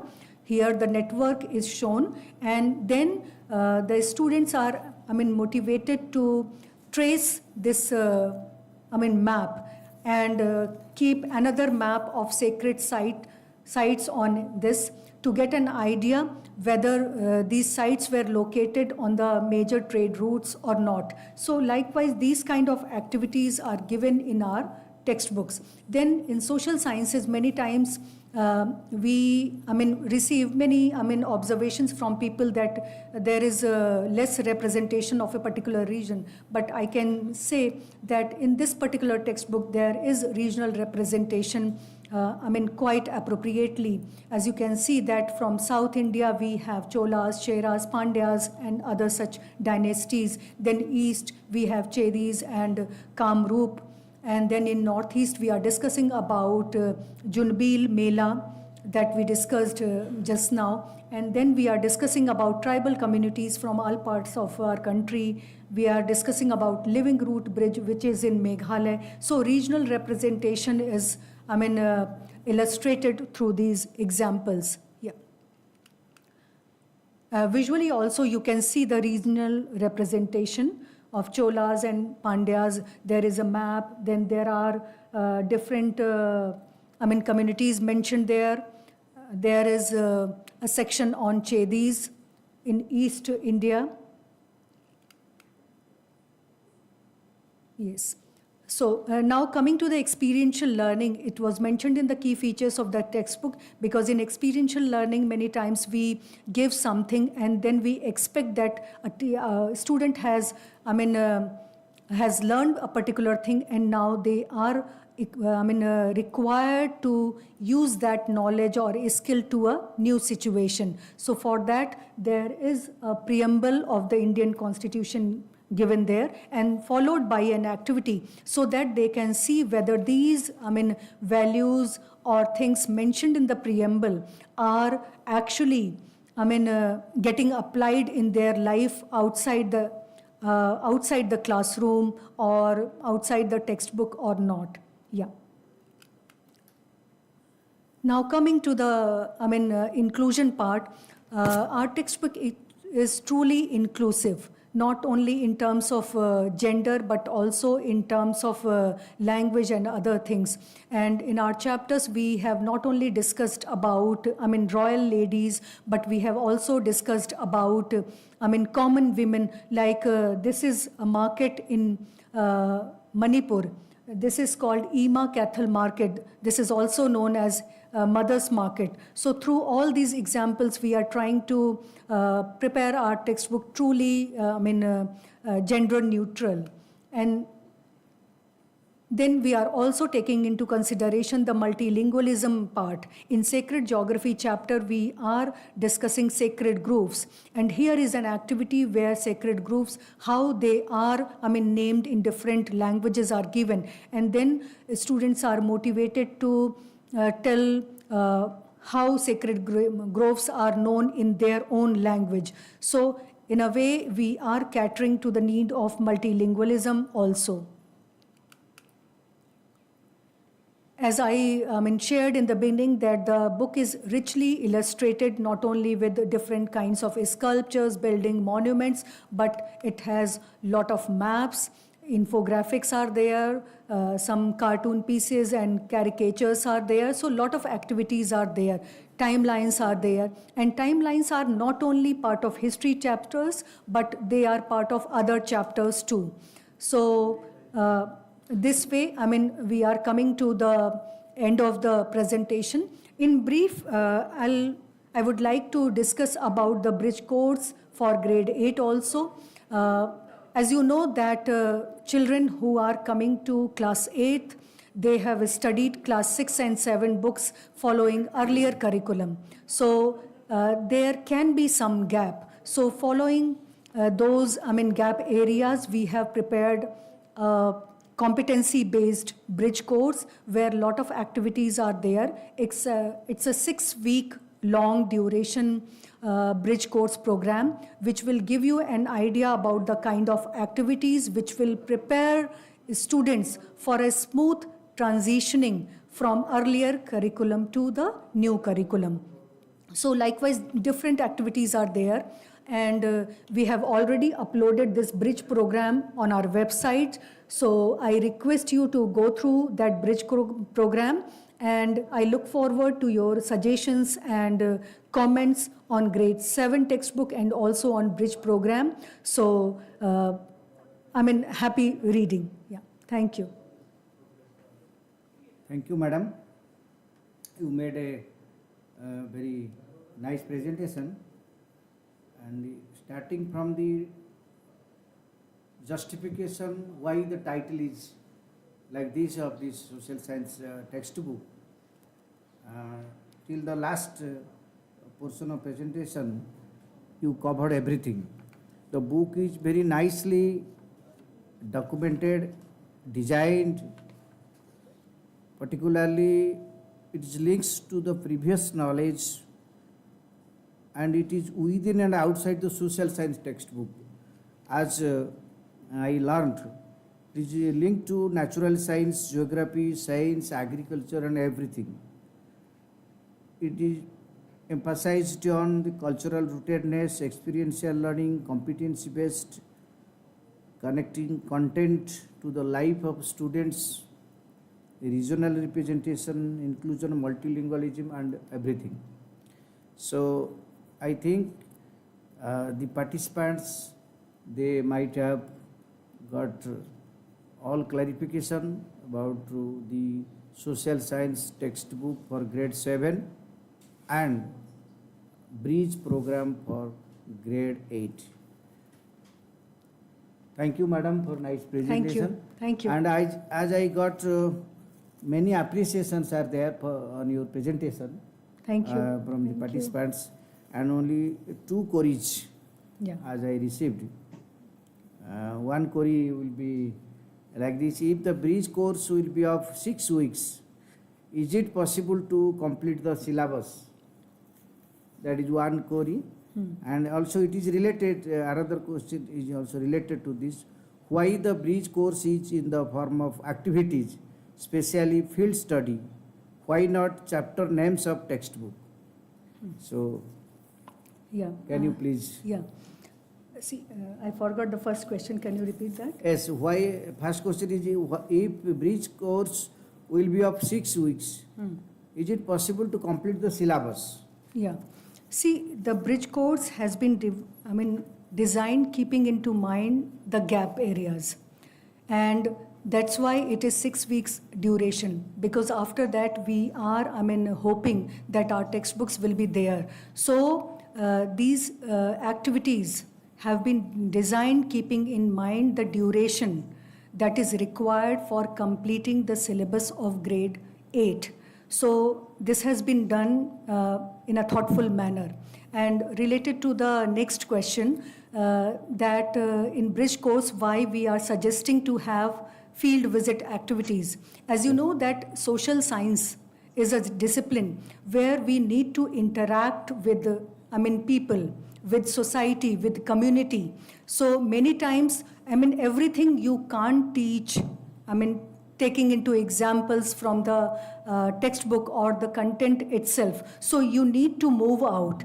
Suppose in history you are discussing a particular monument which has been suggested in the content of the chapter.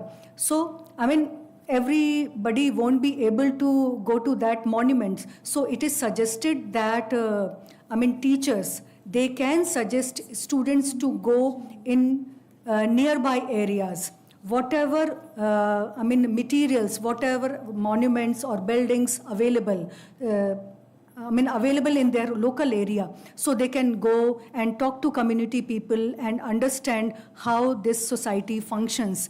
Because in social sciences, we are basically discussing society. So field visit is an important activity. We can't do away with field visit activity in social sciences, and that's why it has been mentioned. And if we talk about bridge course, there are a lot of activities suggested in there. And it is not necessary that you follow those activities only. You can have your own activities, because what we have given are suggestive activities. So you can devise your own activities, because we have already mentioned curricular goals, then competencies are also mentioned there, because our ultimate aim is to achieve those competencies. So in order to achieve those competencies, whatever learning outcomes you have framed, or whatever activities you feel proper, you can design. So it's up to you how you are progressing with the whole idea of the bridge course. So that is not mandatory. I mean, you can have, there is flexibility of having your own activities. Yeah. Ji. Okay, madam, thank you. Thank Another a small query that in social science we have one social science book. A participant has asked whether do we have separate books on history, civics, geography? No. I think I mentioned this in the beginning, that this is an integrated textbook having inputs from multiple disciplines. And this is grade 7 textbook part 1. We'll have part 2 also. So this is an integrated book. There is not going to have any separate book for history, geography, or political science or economics. As I shared in the beginning also, that this particular social science textbook focuses on 5 themes. And these themes are presented in an integrated way, taking multiple inputs from different disciplines, not only from social sciences, but sometimes inputs from other natural sciences also. So this is an integrated composite book. There is going to be 2 parts of the same book for grade 7. Yeah. Okay, madam.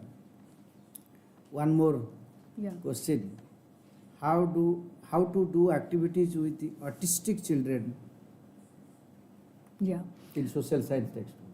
Yeah, there are a lot of activities, I think, which could be mentioned, but I'm afraid this has not been, I think, given in the textbook. And I feel that counselor will be able to help you about devising some activities about autistic children, because they have their own ways. So based on their requirement, you will have to devise activities. Like we discussed about field visit or visit to a building. These kind of activities can't be mentioned about differently abled children. So you will have to devise your own ways. You will have to talk with a counselor in your school, or people who are working in differently areas dealing with differently abled children, and then you can probably will be able to devise activities. Yes.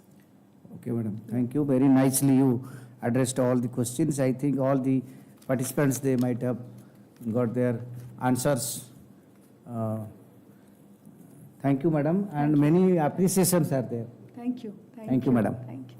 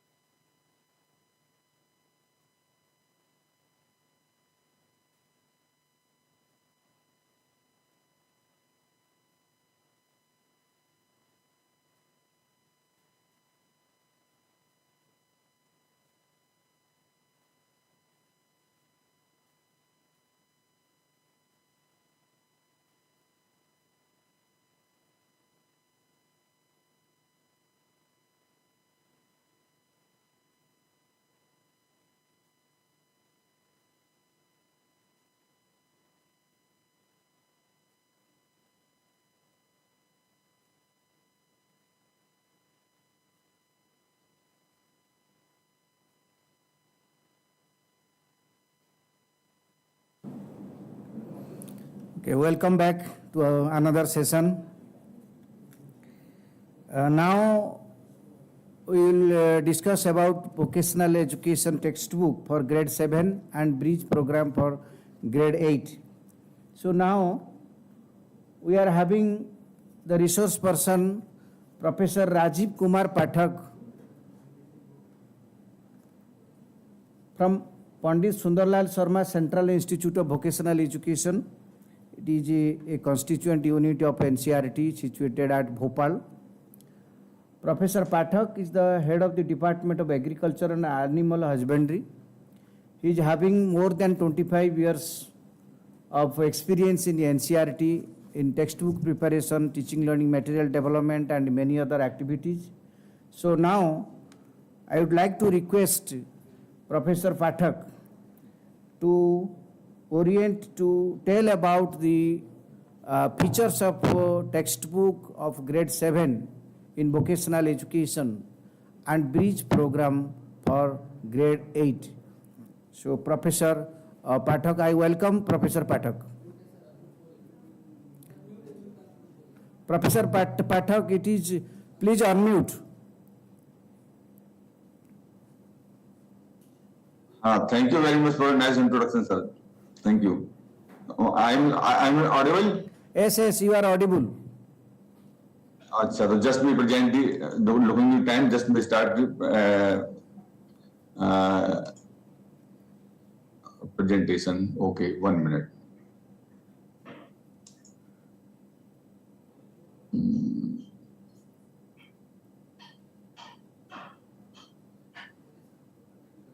Sir, please continue. It is audible.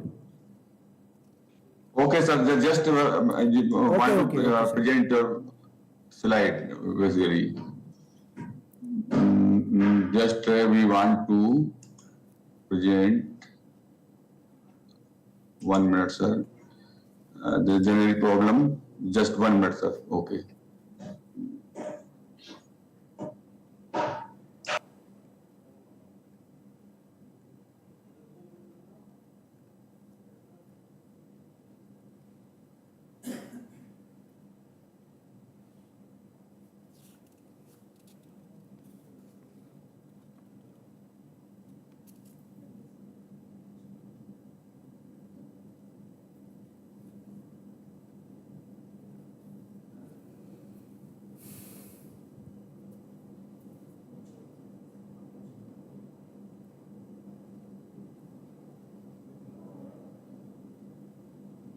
There may be some technical glitch. I think it is for sharing the PPT.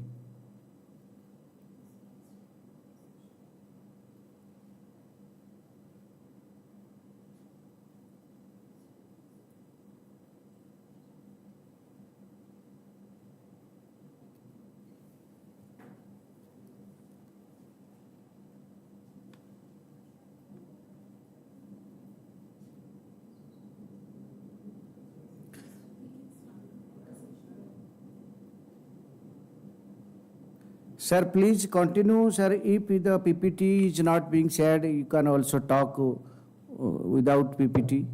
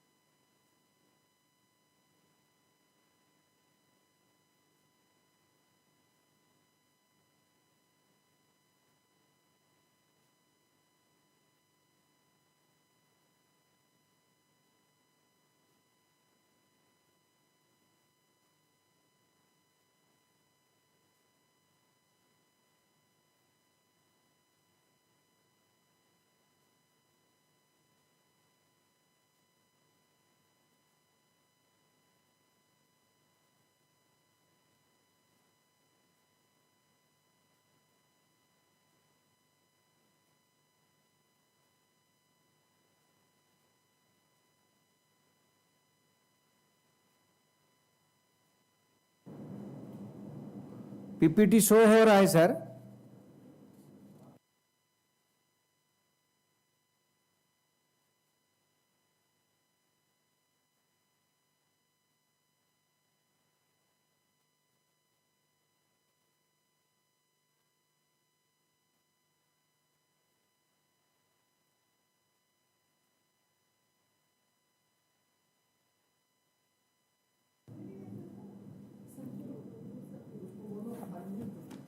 आप बोल दीजिए। I am audible? Audible? Yes I'm sir, audible, yes sir, sir? it is audible sir. Please continue sir. Audible. Okay, okay. Presentation is visible? Okay, sir. Thank you. We are discussing about the pedagogy of Kaushal Bodh or the Kaushal Bodh grade 6 and 7, 8. So 6 books is published now and 7, 10, 8 books under pipeline. So just give the brief introduction of the books. The Kaushal Bodh is an activity book. This is not Kaushal Bodh is an activity book of vocational education for grade 6. It is developed in the alignment in the vision of NEP 2020 and the NCF School Education 2023. All the national curriculum framework 2023 23 or the NCF you can say 23 work has been categorized under the 3 broad areas or 3 broad work forms. The work forms the first work form is from the life forms and second the machine and materials and human services as per the NCF. Earlier the vocational education taught in the 6 to 8 as a pre-vocational education. Now it is converted into 3 forms of work or the activities. The student will undertake 9 projects from grade 6 to 8 with 3 projects per grade. Overall, all the 3 work were categorized. The 3 project means 3 work life forms, machine forms, as well as the human services. In 6th, in 7th, same, and 8th, 9 projects. After 6 to completion to 6 to 8, a student will complete the 9 project. The work will curricular goals, competencies, and learning outcome, ensuring the smooth transition from the preparatory to middle stage of education. Earlier the curricular goal to develop in-depth basic skills, aligned knowledge of work and their associated materials. And the second curricular goal is the undertake place and usefulness of vocational skills and vocation in the world of work, or develop essential values while working across areas and develop basic skills and allied knowledge to run the contribute to a home. मतलब student will able to perform the task with the help of the teacher as well as on. Then the overview of the project or the books is the activity book includes 6 illustrative projects covering all 3 forms of work with flexibility of a school to design their own project. The projects focus on the hands-on learning such as kitchen gardening, biodiversity, resters, maker skills, digital creativity, and so on. Cooking, different type of the project. These projects cover into the some projects cover to the life forms, some machine forms, and some are the human services. So cross-cutting themes like Indian knowledge systems, value heritage, and gender sensitivity are integrated into all projects. Where and concern the Indian knowledge system is students free, schools or the principal or the teachers free from, they can modify the activity as per the availability of the infrastructure. आपके यहाँ जो भी facilities available है schools में, उस हिसाब से आप अपनी activity को select कर सकते हैं. It's depend on the raw material and infrastructure nearby the schools. तो उस हिसाब से जो नेशनल पॉलिसी में जो हमने बात की है वो 3 फॉर्म ऑफ वर्क की. This 3 form work just provide the exposure. बच्चे को एक्सपोजर मिलेगा, बच्चे को डिफरेंट उसमें हुआ रिस्पेक्ट ऑफ वर्क और डिग्निटी ऑफ लेबर की बात होगी, जिससे बच्चा एक हैंड्स ऑन एक्सपीरियंस काम करना सीखेगा और काम करने से क्या होगा, बच्चे में रिस्पेक्ट ऑफ वर्क आएगा, टीम स्पिरिट डेवलप होगी. तो इसी तरह से जो थोड़ा सा डिटेल बता रहे जो we have 3 form class 6, 7, 8 or the same type of the books, but the difficulty level of the project is different. So work with A life form involves working with plants and animals, with agricultural activities, for example, developing vegetable garden, kitchen garden, or animal activities comes under the life form. Work with machine and materials involves working with materials such as paper, board, clay, fabrics, and using basic tools such as scissors, garden, fork, knife, hammer. Tools means such type of the tools and equipment required to perform the activity. Sometimes the agriculture related or other activities, the tools and material depend on the activity. And the machines such as bottle openers, sewing machines, mixer grinder, washing machines, microwave, hair dryer, etc. It's depend on the age of the student also. Work and human services involves interaction with people to understand their needs, to how we can help them, involves communication and understanding the process and resources for providing a particular services. So, for example, healthcare, social services, education, food services, community services, etc. comes under the different form of the work, or the activity comes under the human services. These form of work act as a guiding concept of developing the curriculum syllabus material for middle stage. The choice of project left entirely to schools. The NCF-SC 2003 and 23 and indeed the activity book encourage school to select projects based on local consideration and availability of resources. For example, we have included different type of the 6 activities. Each project having a 2 types of the activities. For example, the all variety of activities have been included in the activity book to cover the all the curricular area which I have already mentioned. The activity book contains 6 illustrative projects. This is the available on the screens. 2 for each form of work. One project may be taken up by the students, or preferably the school can design other projects based on local considerations. The first project, for example, is the developing school kitchen garden.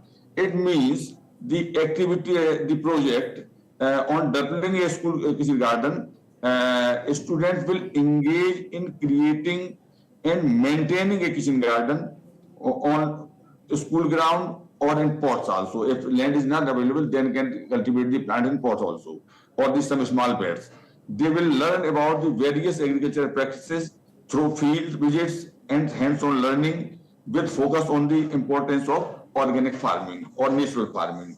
In this activity, the students can also achieve the learn about the tools and materials, visit farm, garden and nursery, and for exposure point of view, make vermicompost or the small units for composting, and then plan layout and maintenance of kitchen garden, as well as the undertake measurement of the plants size and plot size and maintenance of the kitchen garden and some tools and equipment, etc., which comes under this project, and the harvest of the produce. After the cultivation of the project, then harvest the produce.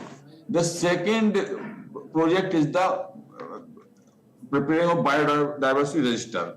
In this project, the project 2 is on preparing a biodiversity register. Student will be studying a variety of life within the school premises or nearby areas and documenting the various type of the living things. Means what type of the flora fauna is available in your vicinity. They will learn to identify different species of plants, animals, and insects, understanding their role in the ecosystem. The project will enhance their observational skills, knowledge of biodiversity, and the significance of conservation. It will also instill a sense of environment and importance of protecting natural habitats. So in this activity, the students learn about the biodiversity register, and what is the flora fauna nearby available, identify place in which record the diversity, the farmer fields or some educational institutions or some forest, different places of the, and record biodiversity different places and use of different source to other information as well as the prepared presentation of the biodiversity. So just students aware about the different type of the plants and animals available or the insect pests available on the adjoining. Then third project we have mentioned is the is on maker skills. In the maker skills project, student will explore various hands-on activities such as making a toys and maintaining a bicycle. They will learn to use tools and material to create functional or artistic items, different decorative way, fostering creativity, problem solving, and technical skills. This project will encourage innovation, critical thinking, and the practical application of theoretical knowledge, preparing students for potential careers in design, engineering, and manufacturing. Just provide the exposure of the different type of the things where the tools and materials how to use. This is the maker skills. In this project, the students learn about the simple machines. What are the different type of the machines? Make toys from waste using the simple machines, or the learn, maintain to repair and bicycle, and learn about simple machine in all different small things available in your schools or lab. So that is the reason we have select the project maker skills. This comes under the machine and material. Then another project is the animation and games. This project introduce student to the fundamental of digital literacy or digital creativity. They will learn to design and develop animations and games, gaining skills in coding, graphic design, and storytelling. This project will enhance their technological proficiency, creativity, and logical thinking. तो this project जो animation project है और ये सब है, इस project का purpose ये बच्चों डिजिटल लिटरेसी के बारे में और जो न्यू टेक्नोलॉजी है उसके बारे में अगर किया जाए तो student will learn about communicate with devices, make model of different model of and offline games, learn to use sketch, design, try out and improve your online games, or make your own animation and games. To just provide the exposure of the student. And then another project is the on school museum. Or in this project, the students will visit the near about the area, what is the infrastructure available, what they learned about it. It will help a student to develop the skill of creating and managing exhibits that showcase the history, culture, and achievements of their family and community. They will learn about research, documentation, and presentation skills. This project will be cultivate and appreciation for heritage, enhancing organization skills, and promote teamwork. It will also provide a platform for students to express their creativity and engage with the family and community. So in this project, student museum, so just they collect the information and learn a lot about the different type of the things. Learn about museum and artifacts, visit real museum or take tour to virtual museum, learn your own history, identify artifacts and prepare presentations, and different type of the things come under this projects. So this comes under the projects come under the human services. Then last project we have the cooking without fire. This is the looking the age of the students. So first cooking without the fire. There is no use of the fire. After the class 8, we use the different difficulty levels also. So in this project, the student will explore the art of preparing nutritious meals without the use of heat. They will learn about the nutrition, food safety, and culinary creativity. The project will teach them practical life skills, the importance of healthy eating, and the ability of, or you can say the ability to prepare meal in emergencies with limited resources. It will also encourage teamwork and the joy of cooking. So these are the activities comes under the different type of the their principles. In this activity book, first thing is the smooth introduction of vocational education. Nowadays, vocational education is an integral part of general education. Earlier, the vocational education is stream. Nowadays, vocational education means vocationalization of education means vocational education inculcate all the stages of the all the grade of the education system. So, vocational education is introduced middle stage for first time, ensuring seamless transaction of teacher and students. Then illustration of the project required varied resources. Projects are designed to accommodate varied school resources, including experts availability, tools and materials. Then alignment of the activity to activity would line the 6, 7, 8, all the activity aligned to each other, and consistency across the project, uniform format of the following across project, ensuring structural learning, etc. Then the another coherence with the project activities with the each projects are linked to the ensure student learning by doing and progressively to build skills.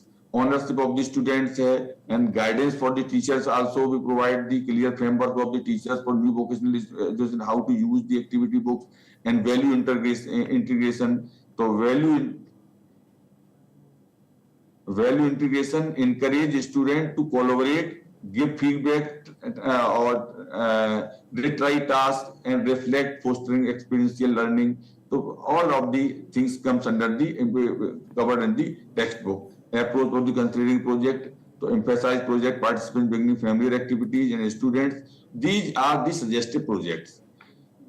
Teachers can modify it or choose the. We have also provided the list in last with different type of the project. So teacher can select the projects as per the availability of the resources in nearby area also. Then notes of the teacher schools. The teacher may play key role of implementing NEP, promoting learning by doing in respect of the all professions. NCF here the role of the teacher is very, very important because there is no separate teacher provide for vocational education. Already teachers exist, the teacher with the science teacher or other different stream teacher can teach the vocational subject. So NCF introduced vocational education in grade 6 to provide exposure of basic work of experience. Vocational education as a bridge theory and practices means theory and practical. So the practical aspects learning by doing is provided by the vocational activities by this subject or the activity books. A student complete on project from each form of work, then project can be conducted simultaneously or sequentially depending on the school preferences and feasibility. It's the part of the school can select the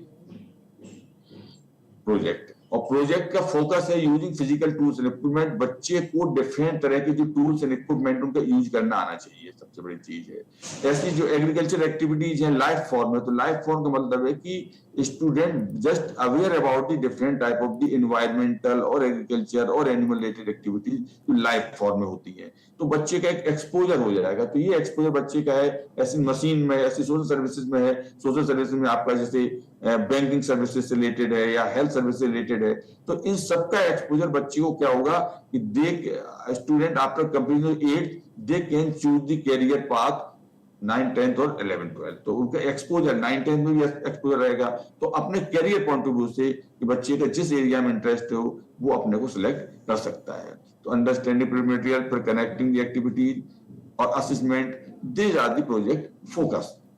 And the pedagogy assessment project resources में tools, equipment, resource person. Yeah. Sir, may I interrupt, sir? Yeah. Okay, sir. Sir, actually we are moving very shortage of time. Okay, just we can Okay, 5 minutes, sir.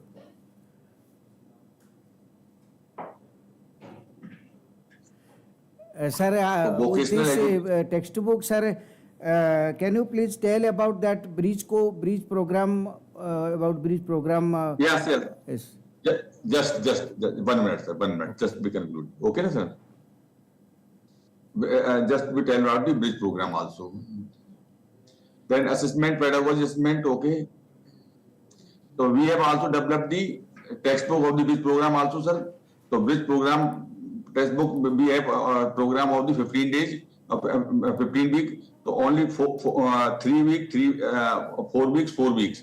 Means we have identified the different type of the activities. 1 minute, sir. This is the BRIDGE program. The purpose of this program, vocational education, is being introduced separate subject.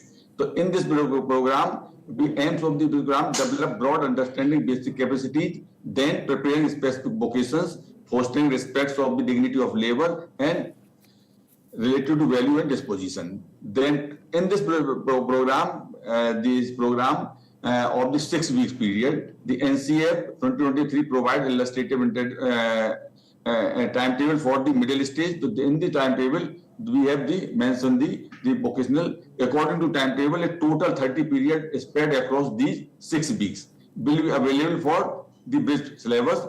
2 of these period will be on working Saturday.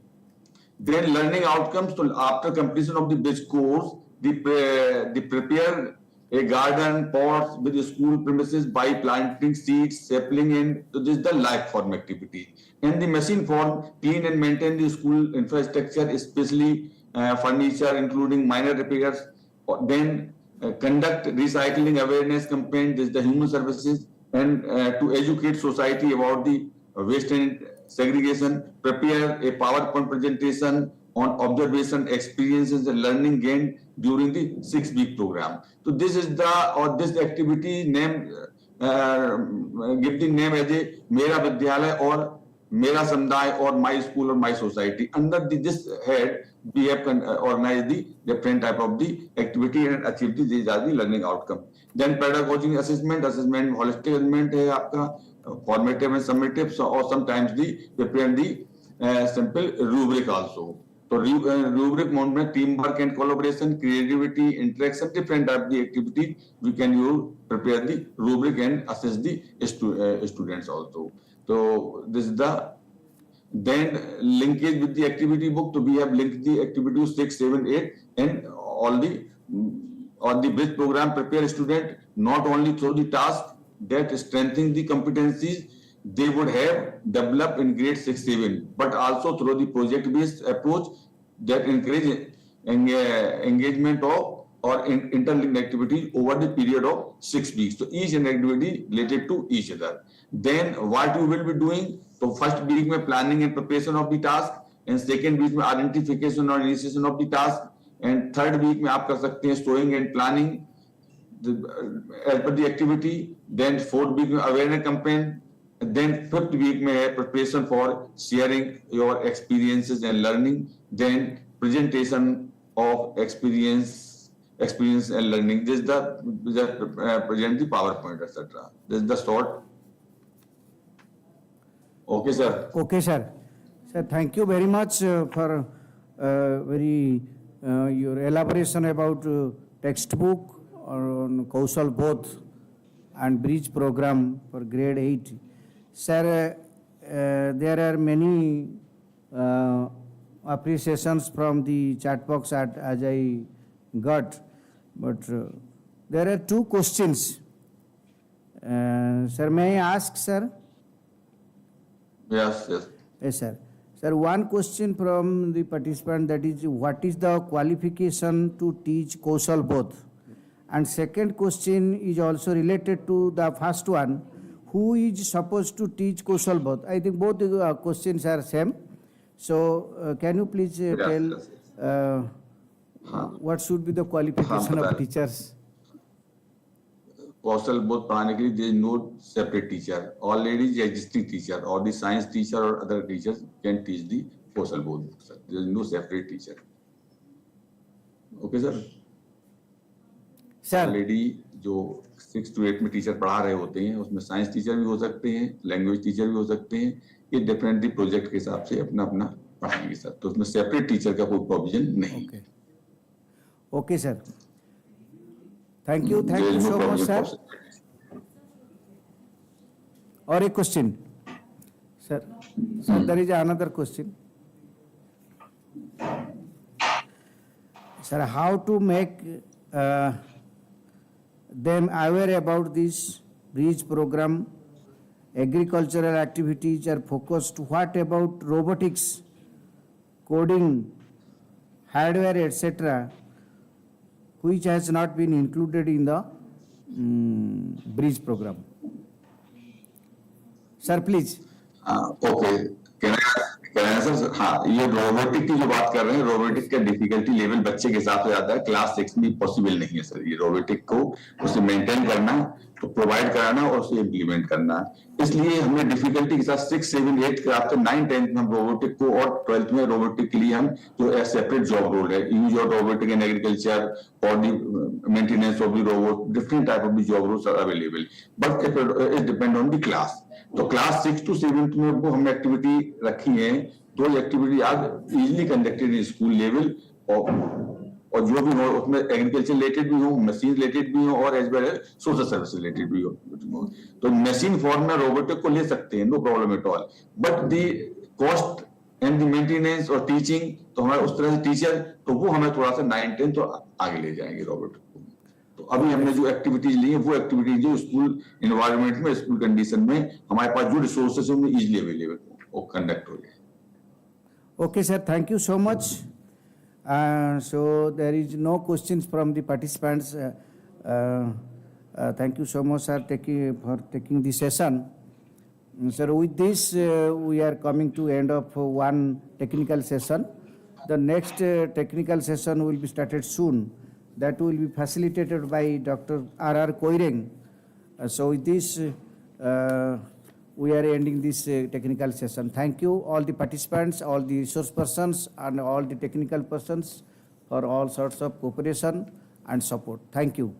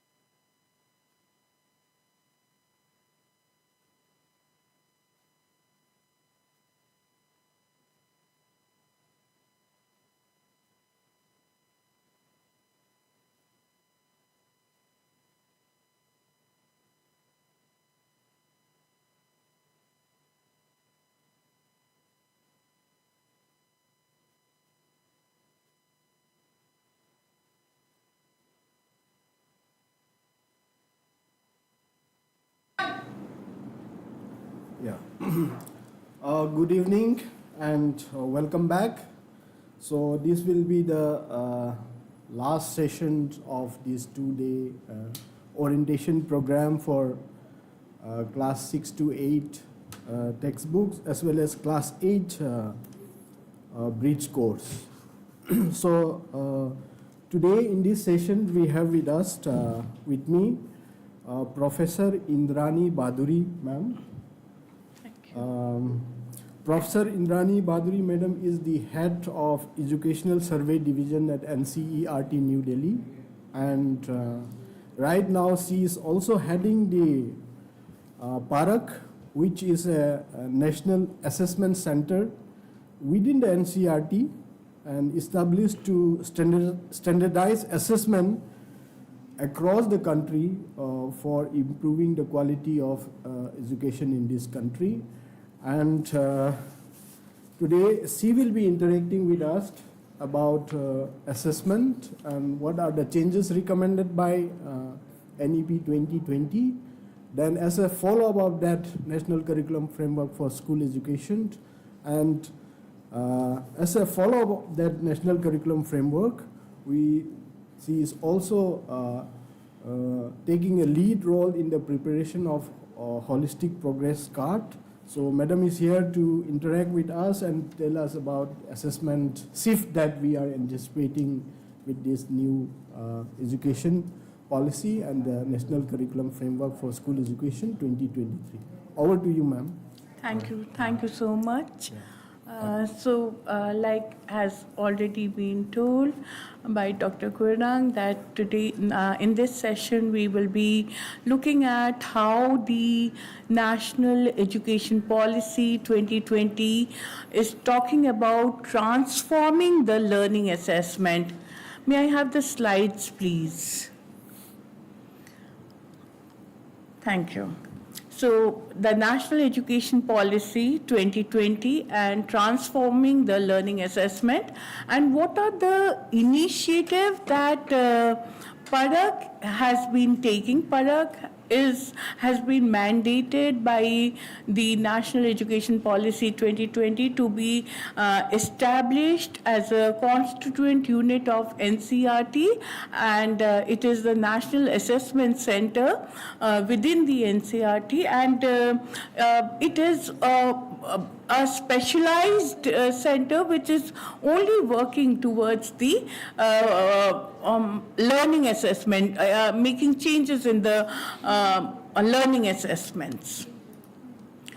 So if we look at the school education system in India, it is the largest in the world, with nearly 1.5 million schools, that is 15 lakh schools, 10 million teachers, 100 lakh teachers, and more than 250 million students from different socio-economic background studying at elementary and the secondary level. The National Education Policy talks about not just reforming assessment, but it talks about transforming assessment. And one of the changes, a major change, which the pedagogical change which National Education Policy 2020 talks about, is the different pedagogical stages, that is the 5+3+3+4 design that it has given, with lot of emphasis at the foundational stage. So the first 5 years are for the foundation, then we have the till grade 2. Then we have the next 3 years for the preparatory stage, that is 3, 4, and 5. Then the next is for the secondary, that is 6, 7, and 8. And finally, the secondary stage, which comprises the 4 years, that is 9, 10, 11th, and 12. PARAK has been set up as the National Assessment Center, and it has been mentioned in National Education Policy 2020 that it will set the norms, standards, and guidelines for student assessment. It will also, setting of the norms, standards and guidelines related to student assessment comes under the purview of PADAK, the National Assessment Center.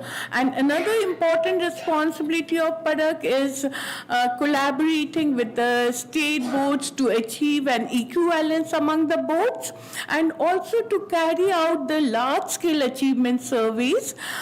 These are the learning assessments that are carried out for systemic understanding, to understand the systems, how the systems are improving, or what inputs needs to be given in the systems for improving the learning levels.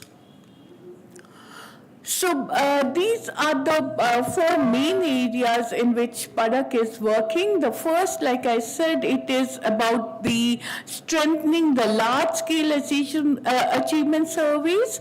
In India, the large-scale achievement survey that we conduct is called the National Achievement Survey, and which has been termed as now the latest National Achievement Survey that we conducted in 2024, and it is now being named as the PADAK Rashtriya Sarvekshan. So I'm sure that many of you have heard of and also participated, maybe as an observer, because CBSE was also involved in this, so in the PADAK Rashtriya Sarvekshan. And this Sarvekshan, the large-scale assessment, we conducted in grade 3 to understand the learning levels at the foundational stage. We conducted it in grade 6 to understand the learning levels at the for the preparatory stage, and in grade 9 to understand the learning levels for the middle stage. So grade 3, 6 and 9 standard students were assessed, and this the latest PADAK Rashtriya Sarvekshan, we covered 781 districts, and I would request you all to, it will be released soon, and I would request that you should all go through these district report cards, because these district report cards will tell you how the students are performing in your own districts. The second thing that PADAK is looking at is setting standards, and like you know that when we are talking about that National Education Policy 2020 talks about transforming assessment, the main two shifts which NEP 2020 talks about is the first being the shift from the rote-based learning to competency-based learning. So if the learning is competency-based, definitely the assessment will also be competency-based. So the first shift that we are talking about in assessment is the competency-based assessment. And the second thing that NEP 2020 talks about is that a mode of formative assessment needs to be there rather than summative. So we need to set, like I said, that one of the major mandate of PADAK is to set standards, guidelines, and norms for learning assessment. So PADAK is setting standards for assessments, learning assessment, and we have come out with the holistic progress card, and these holistic progress card are state-specific holistic progress card. We have a holistic progress card for the foundational stage, for the preparatory, for the middle, and for the secondary. We have had a lot of training program with involving the SCERTs, the SIEs, and also with the CBSE master trainers.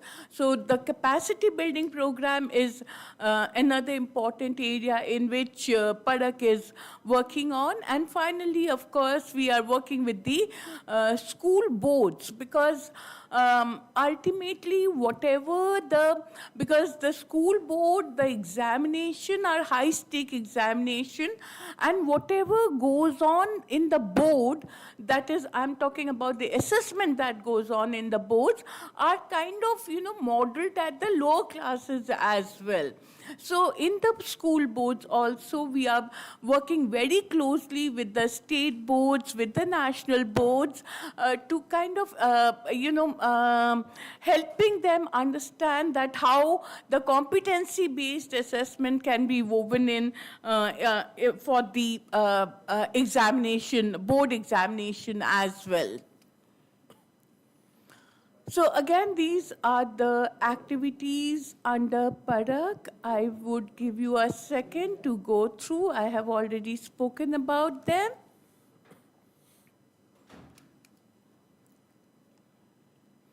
Now we go to the holistic progress card, which Parak has developed. Like I told you that we have developed state-specific holistic progress card, and like the pedagogical stages have been given in by the National Education Policy 2020. We have a holistic progress card for the foundational stage, for the preparatory, for the middle, and the secondary.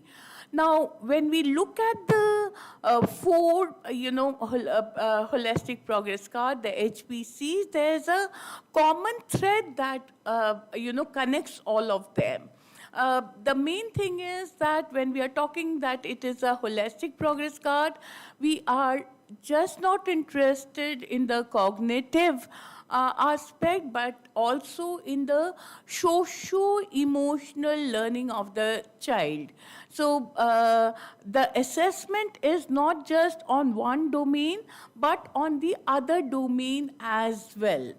The second thing is that when we talk about assessment, the onus of assessment is not only on the teachers, but it also lies on the student.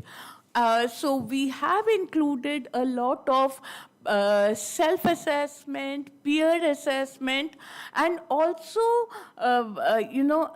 parental assessment, because we want the, the walls to kind of be removed between the school and the community. So parental assessment, the involvement of the parents in the process of learning becomes very crucial, because only when as a parent, as a community, I value education, I value the learnings that is going on in the school, only then my involvement, the community's involvement, only then the learning levels of the child will also improve. And especially this I'm talking about for the disadvantaged society. So the next, when we talk about the holistic progress card, the common between all the four is the third point is that we see that not just a paper, pencil assessment tool is sufficient to assess the child, but the plethora of tools and techniques that are available needs to be utilized to assess. So be it portfolio, be it anecdotal record, be it observation schedule. So all this have been included in this holistic progress card. I have given the link also, so you can just click, use that link, and otherwise also if you just Google Parak and the holistic progress card, it will take you to the everything is in the public domain. Major thing that we have included in the holistic progress card is the skill education, which is very, very important. So again, at the preparatory, at the middle, and in a huge manner at the secondary stage, the skill education has been involved.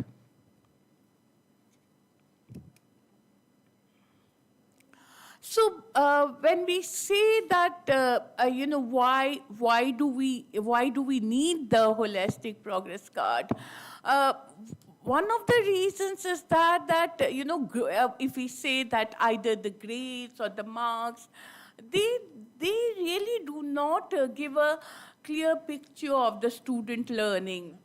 It does not tell me if a child gets 7 out of 25 and another child is getting maybe 15 out of 25, a third child may be getting 22 out of 25. It makes no understanding. Or maybe, instead of the marks, even if I give a A or a A plus or a B, so to the child, it does not make much sense, or even to the parents. So instead, what we suggest in the holistic progress card is that a description of what a child knows and can do. That is what is required. That is what is crucial. As a child, I need to know that this is what I can do. This is what I know. And this is something that I need to work more on. So this understanding is going to be more helpful to me than a 2-digit mark or a 1-digit mark. Next thing is, this also helps, the parents and the teachers and the students to come on one platform.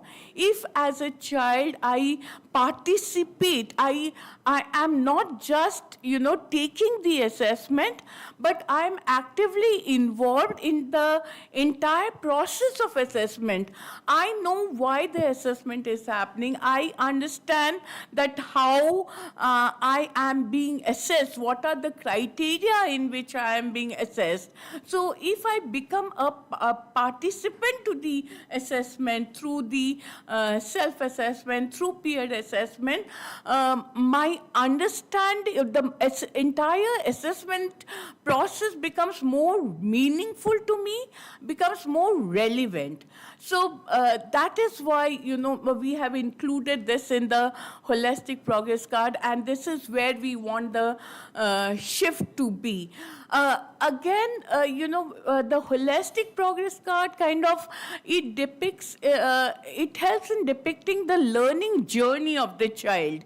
I can understand as a child looking at the holistic progress card and even as a teacher or a parent, where my child was when I started, and then looking at my next holistic progress card, I can understand that how my learning has evolved.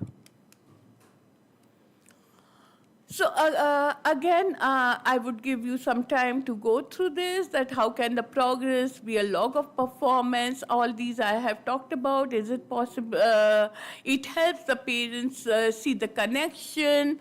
How can the teacher burden be to fill in progress reports be decreased? So it is not that the teacher is only filling up the holistic progress card. It's a collaborative endeavor that we are looking at when we look at the holistic progress card. So the holistic progress card is basically a pedagogical tool, a process through which both the teachers and the parents as well as the student, they participate in the students' learning process, a tool to enable society to participate in the students' development and progress. So, like I said, that HPC is the holistic progress card is thus a collaborative endeavor, and this collaboration is what, or this participation is what makes the learning, the process of learning as well as the assessment more meaningful, more engaging. And when we talk about the joyful learning, the more involved I am, the more I enjoy. So this is all about, so again, the features of HPC. I have already talked about the participatory nature, the inclusivity. I'm not going into the detail because all this, for this we have, it needs to be a workshop mode to understand the nitty-gritties, but I would again encourage you to go through the holistic progress cards which are available in the public domain. You can just type NCRT, go to Parak, or you can just Google Parak and HPC and you will be able to get it. Thank you so much. Thank you. Thank you so much, ma'am. And you have really emphasized on the need for shifting towards the competency-based assessment and Parak as a standard setting centered for assessment, then the holistic progress card and how skill education is being integrated there. And really, it was really a holistic presentation too on assessment. And we are very grateful to you, ma'am. And though we would have loved that more time will be there, but nevertheless, I think that was the holistic presentation on assessment. And we have one or two questions.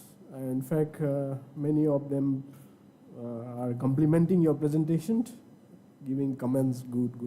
But some questions are there we would like to take up. Yeah. So one participant is asking that regarding holistic progress card, how are we to incorporate the feedback of the parents in the report card? So this is one question. So should I answer? Yeah, Okay. ma'am, please. So if you go through the holistic progress card in detail, you will see that we have given in the holistic progress card the wherein the parental feedbacks needs to be given. It is mentioned. So all those places where it is mentioned that parental feedback, so there it needs to be filled. Now how it needs to be done and the process to be followed, like I said, it needs to be explained in a detailed manner through a workshop mode. Yeah. So they were asking that we would like to have the PPT also. Definitely, Yeah. I have shared with you, so you can use it. Okay. Other than that, because please visit the Parak website where you'll find details about the holistic progress card and the assessment changes that has been suggested. So And they can also write back to Parak or NCRT for any further explanation. okay. So you can also write to NCERT, and please kindly visit that Parak website, holistic progress card you'll find there. That is very important. Assessment is very an integral part of improving the standards of education in this country. And thank you so much, madam, for the wonderful presentation. If you have one more question, we can take up maybe before we let you go. Yeah. So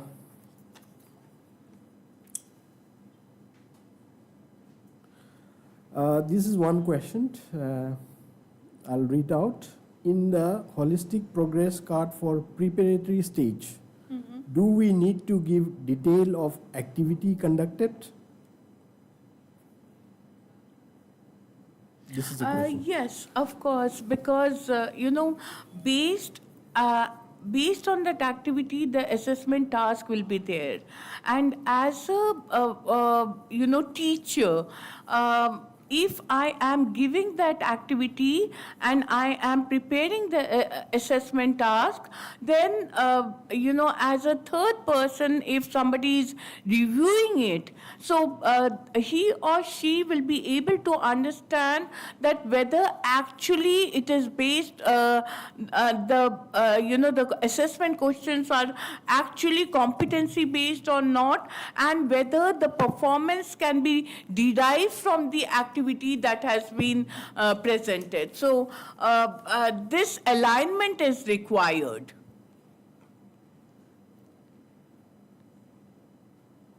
We are also in the process of digitizing the holistic progress card. So once it is, digitized, it will be easier for you to access the entire document for the child.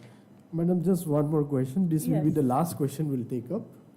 This is pertaining to the HPC itself.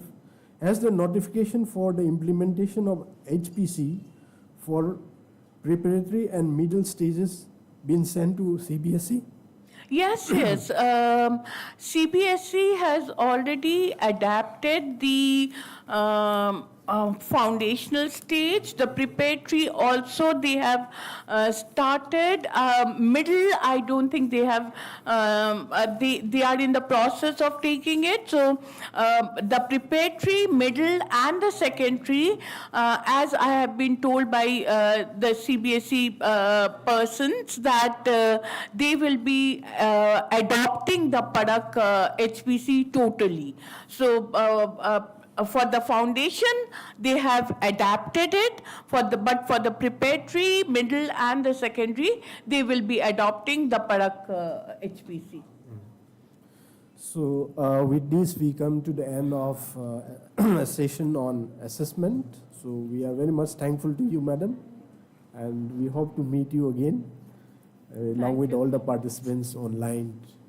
Thank you so much. Thank you so Thank much, you. madam, for the wonderful presentation.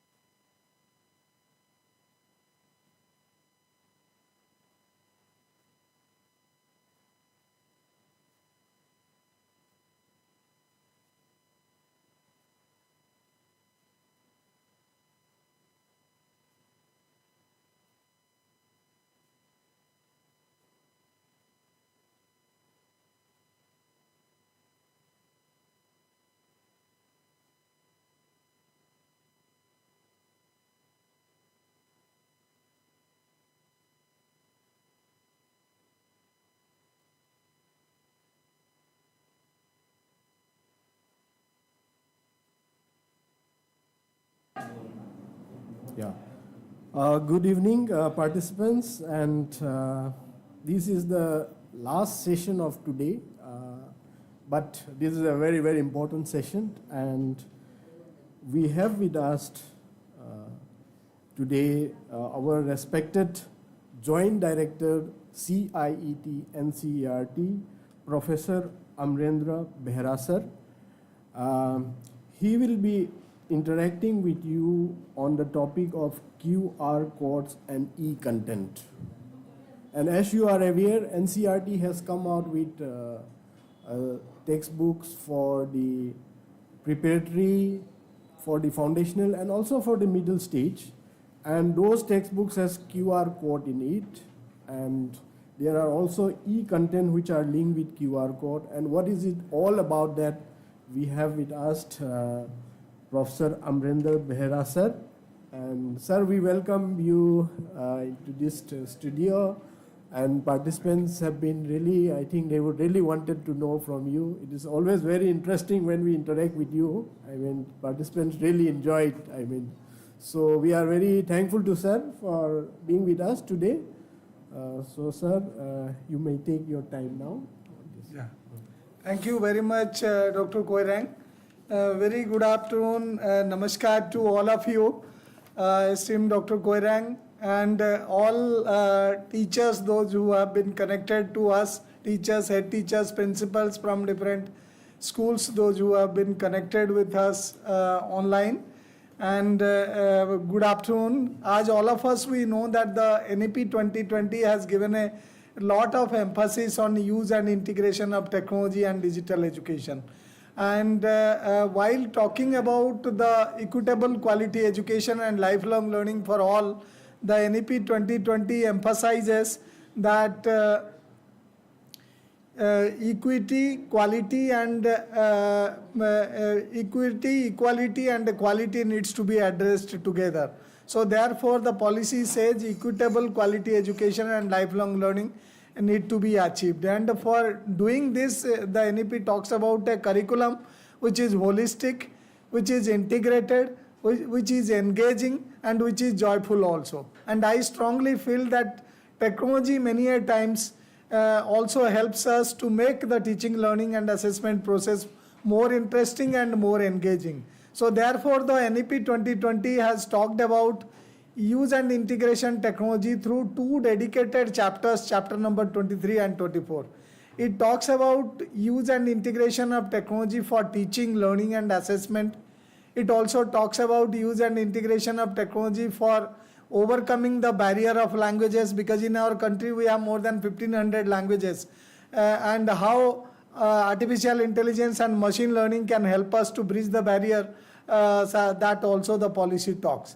And the third thing the policy talks about while talking about use and integration of technology is teacher preparation. So teacher preparation both at pre-service and in-service level. And the fourth thing the policy talks about is to also make teaching learning process accessible, because we have a large chunk of Divyang population. As per the RPWD 2016 Act, there are 21 different variety of disability we find in our classrooms.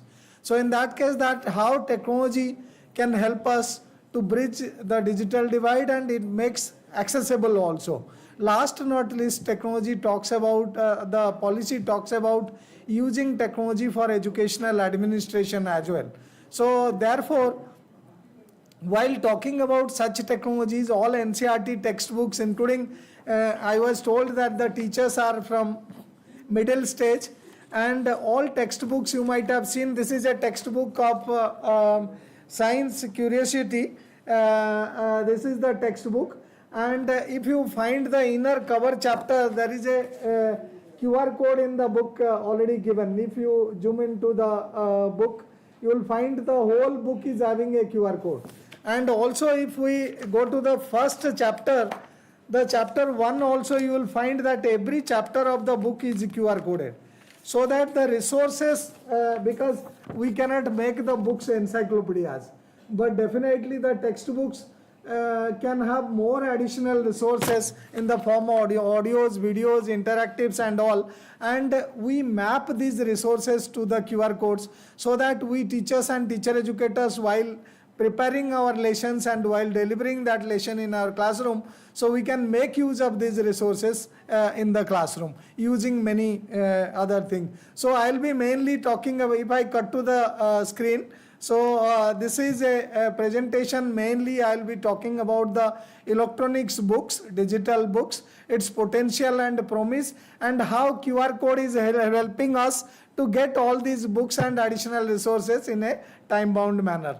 If I take you through the next slide, we need to know what are e-books. So as all of us we know that while talking about e-books, so e-books are necessarily digital version of the books, electronic version of the any printed book. And if we talk about this electronic books, so these books can be accessed through many gadgets. It can be accessed through a desktop, through laptop, through smartphones and through tablets and so on. And again, we can, like a real book, printed book we read, so e-books replicate the traditional reading experience also. So, and while offering several advantages and probability, portability also features we have here, and it is portable also, convenience is there, and it is accessible as well together. So because it is born accessible, the digital books are, and e-books can contain text, images, interactive elements also, videos as well, even virtual labs also could be there, and their popularity has gained a lot due to its easy access, ability to carry the complete library. Like many of all our schools, we cannot imagine that our schools will not be having physical libraries. But in physical libraries in your school and in Ncert library, we have lakhs of books. It is very difficult many a times to search all those books physically and read. But e-books, they provide that option quickly. We can access a plethora of resources. Even encyclopedias can be accessed very easily as well. And if I take you through the next slide, these are some of the benefits I have already mentioned. So it is very portable. So anywhere you can carry, you need not to carry a half kg or 250 grams book, or if 4 books we are carrying, it is equivalent to nearly maybe some kg. So 4 to 8 books if we are carrying, even children, it is also difficult for them. But here in case of digital books, that option is there. So it is very easy to carry those on our mobile, on our smartphones, on our tablets and any other smart gadgets. And no doubt it is accessible anywhere, anytime, even if I am traveling by air, by road, by train, by bus, by car, or anywhere, we can access it very easily, because it doesn't take much time to open, since it is stored on a device. And it is definitely cost effective, and we need not to print books and cut trees and have paper, and then many a times virgin papers are used for book printing also. So again we cut many trees, and environmentally also it creates havoc. And similarly, if I would like you to go through, so scalability is also possible, and interactivity is also there, and it is environment friendly also. And again, convenience has already been mentioned, and there is no space problem, because in your purse and pocket, even students in their school bag, they can have problem of space, because there will be a food box, tiffin box, maybe lunch box, maybe some other materials also, even maybe there will be a geometry box, and so very difficult many a times to get space also. And it is also very customizable, so we can easily customize all this. And also, if I take you through the next slide, NCERT develops 3 different variety of books. One is PDF, it is the image file of any book. It is a photograph or image of any page and the book. And the second is flip book. So we can flip the pages like we do the printed book. And the third one is EPUB, so electronic publication. So what is a flip book? Let us understand. So a flip book, you can see here. So we have created one portal popularly known as Bharat on the Moon, where a lot of comic books developed by school teachers across the country, more than 1,000 teachers across the country, those who are art teachers, science teachers, even students, they have created all these books. So you can see how the flip book experience, you can also, even page curl provision could be made, and like we turn pages of a printed book, same way also it can be done. So I hope you could see it. So a flip book is an interactive book, and it is online, and HTML pages are there created, and it is publicized, and it mimics it ditto same way. The look and feel is like a real book, and the page turning of publication is like a real book, page turn is done. And also there could be sound effects, no sound effects while turning the page also. Like children, many a times they love to have sound effects while turning the page. So we can put and similarly we can have page shadows also. So sometimes during the light, if the light is up there, I am turning the page, the shadow of that page is somewhere. So that also can be created. And a digital flip book offers experience of printed publication as well. So definitely we cannot replace the printed book. It is extremely difficult. And pages can be flipped and turned, and no printing cost is involved, I have already mentioned. And if we go to the EPUB, electronic publication, EPUB is widely used to give reader the flip book experience only, but there are one added experience, particularly if you show the full screen of this particular slide, so that they can easily see the technical team. Yeah. So yeah, you can see that what EPUBs help us. So EPUBs can be used in cross-platform compatibility is there. So suppose we have developed a book in a particular learning management system. So, suppose say Coursera. So it can also be read through Kindle, Amazon Kindle as well. So even through NCERT EPUB reader as well, or any other third-party reader also, it is possible. And the another important feature is the reflowable feature. So all of us, we know, many of us are teachers are they are using tablets, and a tablet has a larger screen, maybe 6-inch screen could be there. There could be diagonally 15-inch or 14-inch also could be there. But there are many smartphones, they start from 2 inches to maybe more, so 4 inches or so. So in that case, or 6 inches sometimes also. So in that case, automatically the text and the colors and other even the features are readjustable. That is why it is called reflowable. It automatically flows and resizes as your gadget is, handset is. So therefore we call it EPUB, and it is interactive also. There are many interactive features, like there is a audio icon embedded there. You can click on the audio item and it will work. And similarly, there are accessibility feature.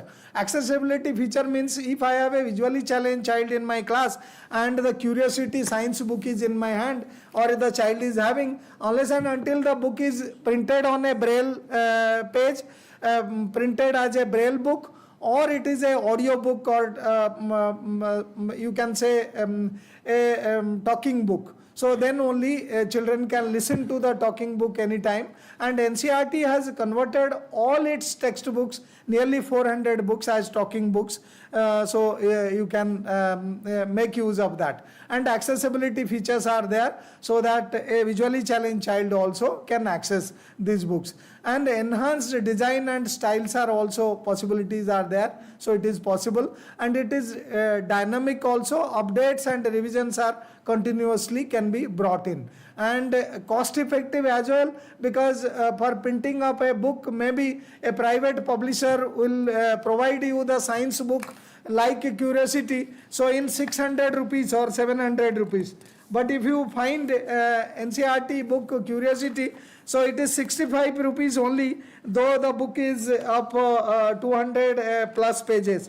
So the book is up around 230 or 50 to 250, 51 pages. So in that case, 65 rupees, no publisher will be providing you this book. Only NCERT can give that, because we incur a lot of loss in printing books also at elementary, particularly up to grade 8 level, which we recover at 9th, 10th and 11th level. So therefore, we need to know that we need to make cost effective also. Every child need to get the book. All NCERT books you will find on NCERT and other platforms also, I'll be mentioning easily.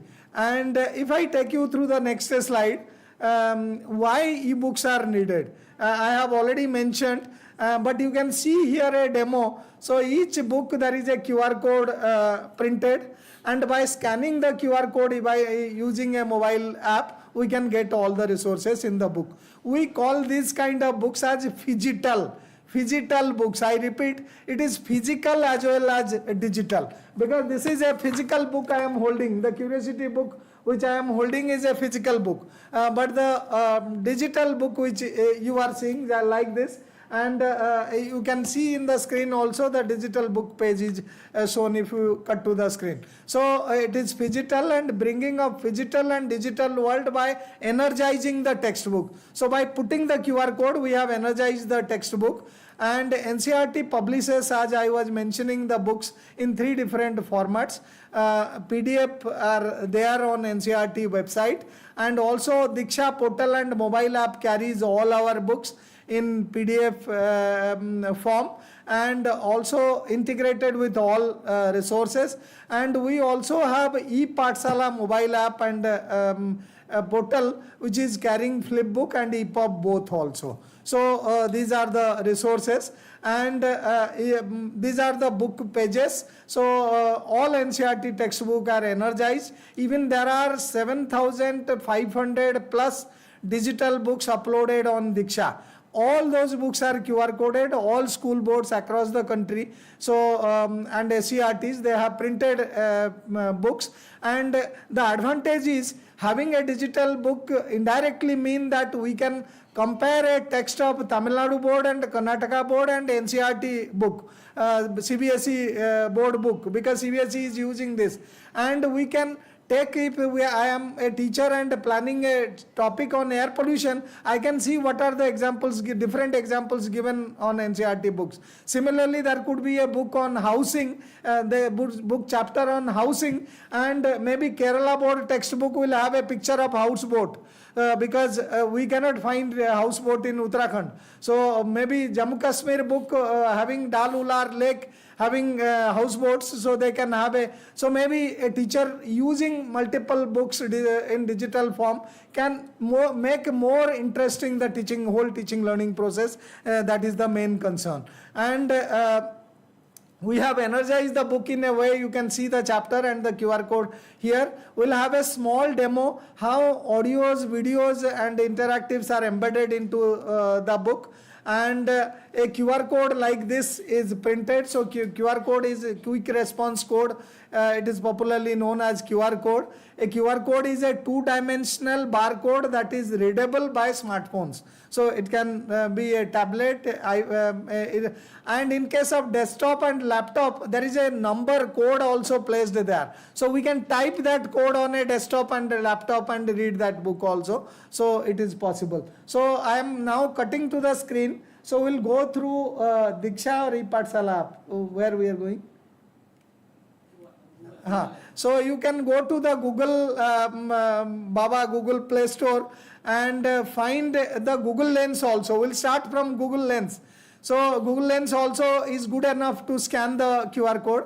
So this is a scan QR code of a book of grade 1. It is a book of Hindi book of grade 1.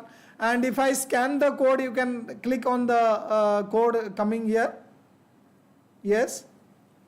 So as soon as we click you can see these are the resources already, audio, video and other resources available here. If you want, we can play a resource also for you. Otherwise, it's okay. So will it play? Can we click on any resource?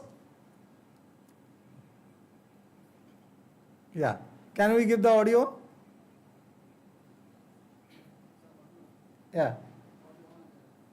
It is going? Yeah. I think the book is not downloaded. We have to download the book or the resource, whatever, and not book, the audio, video, whatever. Click on the play button or download, then play. Yeah. So these are, yeah, come back. Yeah, I think they are listening the audio, video, no? There is some audio glitches, but you can scan and on your mobile it is possible, like I am showing you. And any other app you would like to show? Diksha, maybe? Quickly. Yeah. Yeah, I think they can also, I think it is audible to them. We can go to Diksha. While going to Diksha app also you can see, there is a QR code at the end of that Diksha mobile app. If I click on the QR code, sorry, the lens, if I click on the lens, yeah, it can scan the code and you can find these are the resources available there. So this we can click to download and click to play also. There are two options here. So we can download it and play, and also we can directly play from the app. Right. So like this is a poem here. So this poem can be listened to by children. And this poem is also, the flat reading is also there. Reading along with the music also, this poem is there. Even this poem has been enacted also, that can also be found from here. And I think more than sufficient. One more, just I'll take one more minute. We are preparing another kind of accessible book. So we are using designing a talking book. So I'll be showing you, this is a book of grade 1 Mridang. So for textbook for English for grade 1, class 1. And if I go to the chapter 1, you can find that the chapter 1 is having a QR code. Welcome to the world of Smart Speak. Hi, I am Smart Speak Reader, your best learning companion. So you can see this is a gadget and along with the book. So if I touch on any part of this book, it will tell the name of this book also. Textbook of English for class 1. So you can see I can go to different pages also. I can increase and decrease the volume also. Like if I am clicking on this one, it will say Up, and volume down, so volume up. So it is speaking itself also. Children find it interesting. And there is a poem on my family and me. So if I click on this, touch this point, there is a tactile point. My family and me.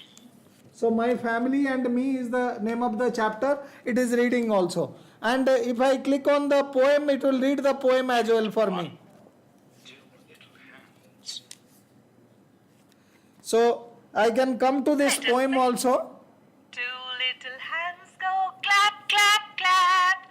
2 little legs go tap, tap, tap. So like this, even you, a visually challenged child cannot see. So the child would like to know what is drawn on this particular page. I can touch in this tactile point and it will tell me what is there in the picture. Laughing and clapping. So if what other girl is doing also, yeah. So if I, This is a picture of a little girl with wide open eyes. She is laughing and her arms are open wide upwards. Thank you very much. This was the demo I wanted to give to all of you. So I also request all of you to scan these codes either through Diksha app, there is a lens on Diksha, or you can say use also ePathshala scanner, or you can also use Google Lens. So any lens you use, scan the code and access the resources and try to make your teaching learning process more interesting. Many times we don't have many resources, like Diksha portal is having more than 7,000 plus digital books, 3,70,000 plus e-content. So these contents are available free or by scanning the QR code of the book and using a Diksha app or ePathshala app or even Google Lens also. So happy learning to all of you, and thank you very much for your patient listening. And friends, all of us, see, I'm not using this gadget. He's saying I am missing you. So I'm also missing all of you through face-to-face mode. You people are connected online.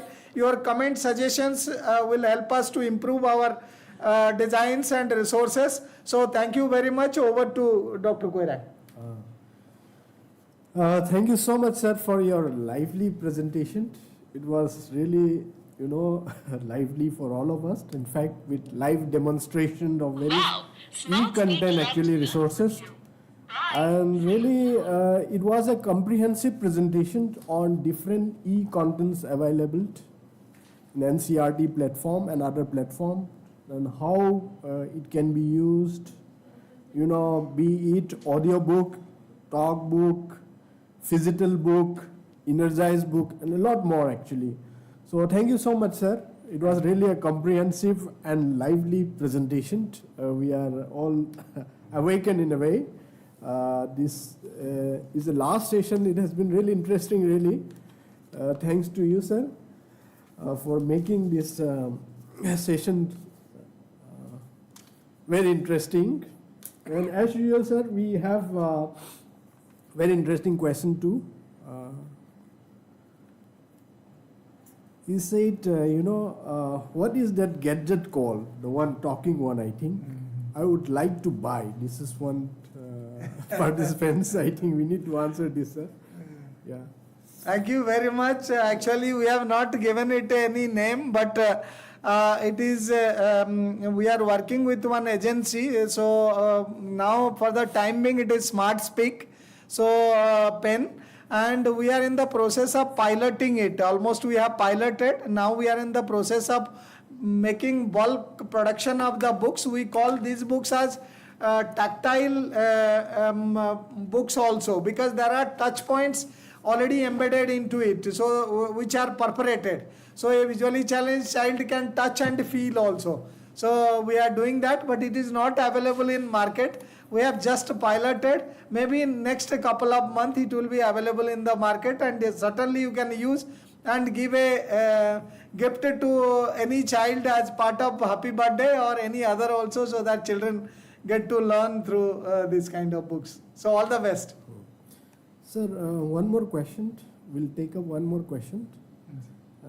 So they are asking now, how children can carry e-books? This is one question they would like to know.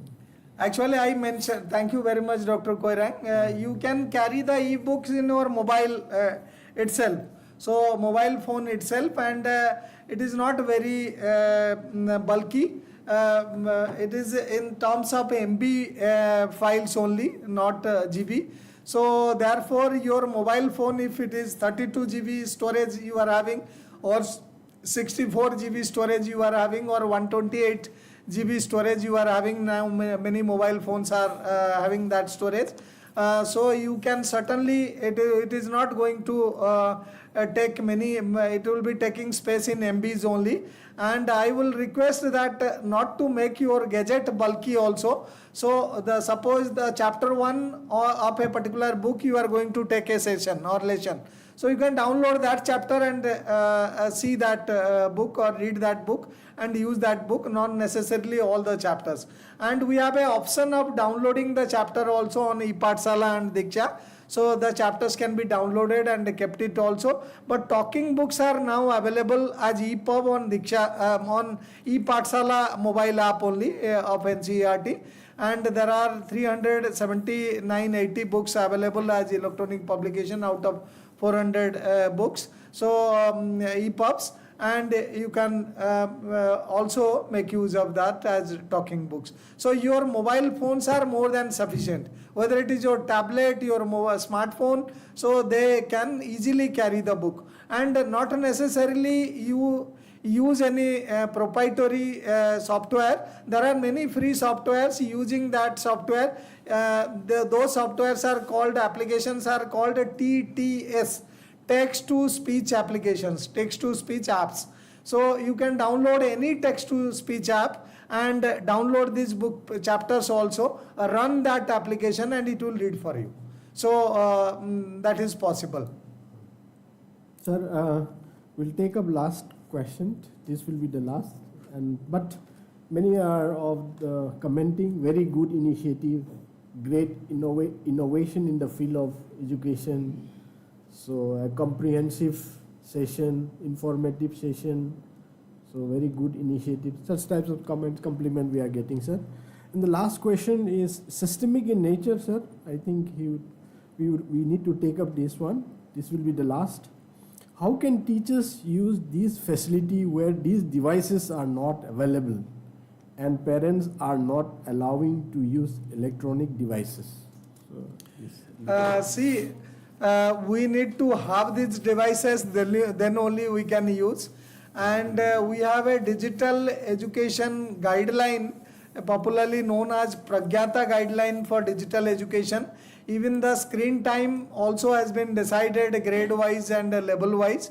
So therefore, it will be my humble submission, since CBSE, Navodaya Vidyalaya Samiti, KVS, even Army Welfare Society and Atomic Energy Society schools are involved through this video call. So it is not necessarily that we need to bring smartphone or gadgets to the classroom, then only we can use. So there are many cases also, sometimes children, they are absent due to some cause or the other, or they may be sick also, and they would like to brush up the whole chapter and see some videos which is related to a chapter taught by the teacher to get some additional information.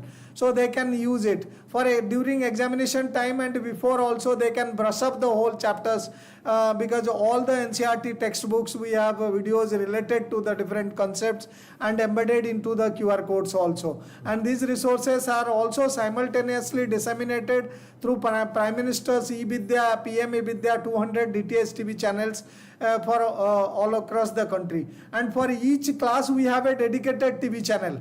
So for grade 1 there is a dedicated TV channel, for grade 2 there is a dedicated TV channel. So children can watch these contents on their TV at home also. Not necessarily that school viewing is mandatory.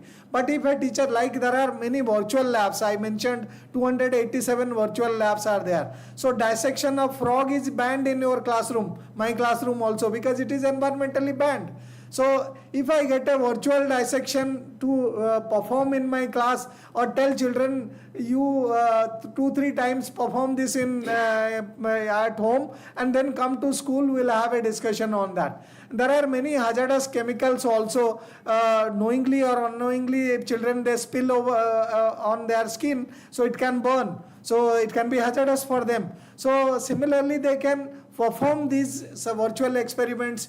By the time they practice more times, 2-3 times, then they actually use the chemicals and make use of that. So that will be a win-win situation for all of us, because the safety, security of children are also crucial. Similarly, if I talk about cellular jail in Andaman Nicobar Islands, I don't know how many of you have visited there, or the Sardar Vallabhbhai Patel statue in Ahmedabad. I don't know how many of you have visited there. But if there are a virtual lab have available here as a digital piece of resource. So I can take it through in my classroom, show it to children, and tell that children this is the cellular jail, and we recreate history by touching upon the screen. So similarly, you would like to show a live volcano to children. It is impossible, but there is a live volcano in Andaman Nicobar Islands. So if there are virtual reality resources available for that, we can make use of that. And definitely we have added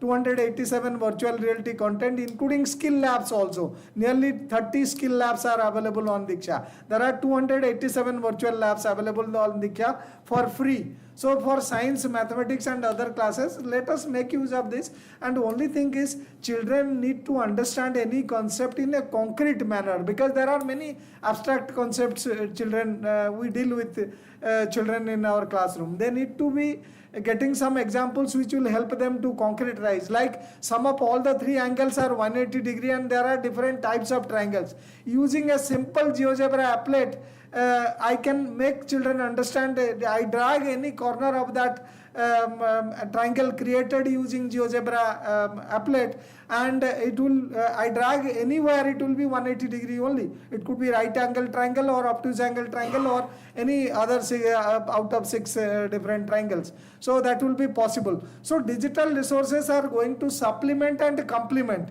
So we are not saying that this is the only way to use digital content. You can have plenty of ways for using this and make the teaching learning process more interesting and brush up the whole content with children, so that they are ready for their assessment process. Thank you very much. Over to Dr. Koirang. Thank you so much, sir, and thank you to all the participants who have been patiently listening. In fact, we are, completely out of time, and we could not take up more questions. Sorry for that. And I would like to thank respected Amrinder Bhera sir, Joint Director CIET sir, for making the session so lively. And in fact, I would call it as an energized session, as you call it, energized book. Now, participants, please don't go away right now. In another, after 30 seconds, maybe, we will be starting valedictory session, which will be conducted by Professor Vijayanji. So please don't go. We would like to hear from you, and we will have to formally close this 2 days orientation program. So thank you so much. So participants, please be there. So we will shortly begin that valedictory session. Thank you so much.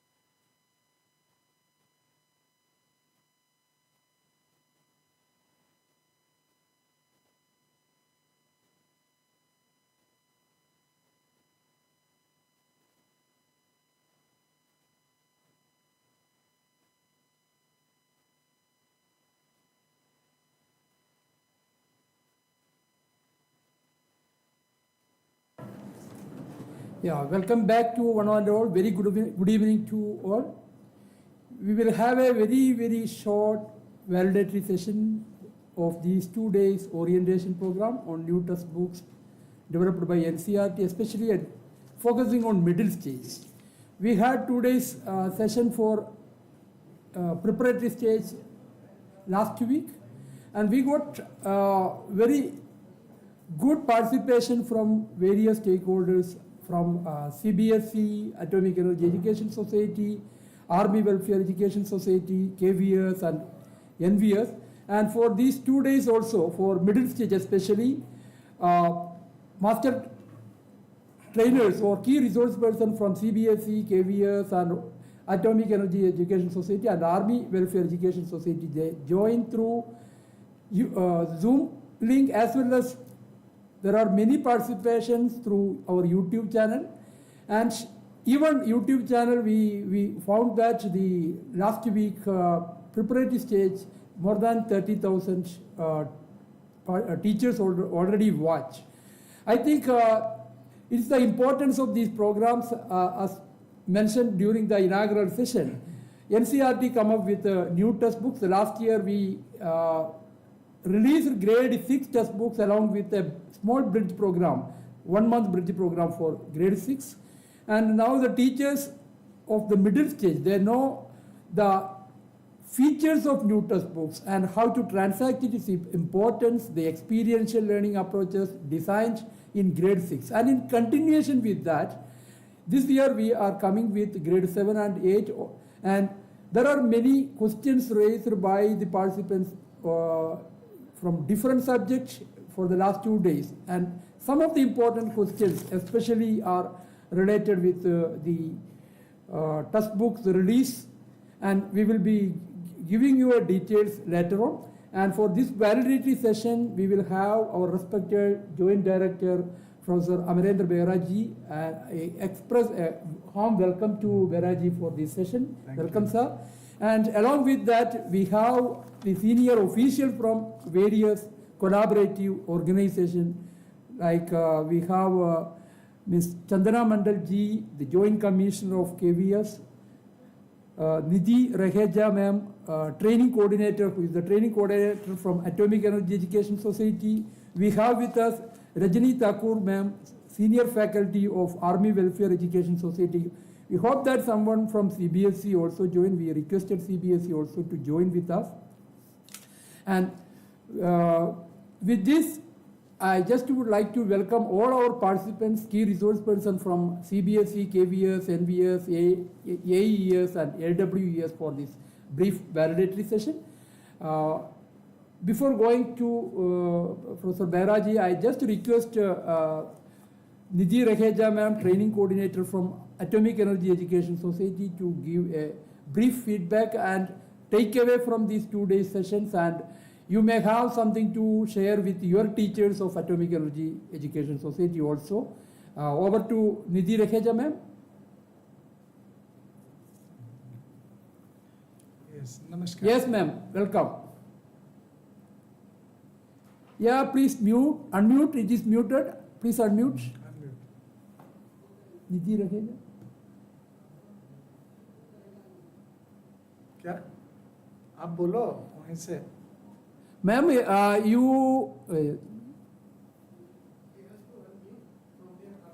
Ma'am, we made you co-host. You can unmute and you can. We made you co-host.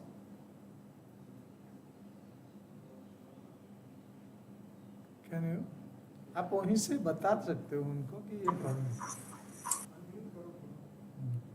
And the proper mic selection is also to be done. Good evening, sir. Yeah, now we Yeah, now audible. Sorry for the technical fault. No, A very good evening to everyone. Thank you for giving this opportunity to give the feedback from AES. It has been an enlightening orientation program, and I'm filled with immense gratitude that on the behalf of AES, we were invited and we were honored to be a part of this wonderful journey where we were introduced to the new textbooks. Over the past 2 days, we've been on a journey of reflection, and we have definitely grown professionally. We explored the books of grades 7 and the bridge program for grade 8 in every subject. There was some feedback which I especially took from the teachers to be able to share with you. The sessions were very elaborate and highly detailed. The necessity for the bridge course was very well explained, and it was clear why it was essential for the students to take the bridge course. Then for the class 7, the books were discussed very effectively and in detail. Even the session on the fine arts and music was done so well by ma'am, that too with singing, so it was a pleasure listening to her. There were great inputs for the subjects of science and social science today, and the sessions were very elaborate. We were given a very good insight into Parak also. The session which Dr. Vehra did on the audio clippings and the scanning of the QR codes was highly informative. We had never imagined that the books can be so empowering to the teachers. So thank you so much. A special thanks to all the distinguished resource persons who have taken such pains and efforts in making the presentations for us to understand the textbook well. They have given us an insight into the world of the textbook without even getting to know the textbook. And normally when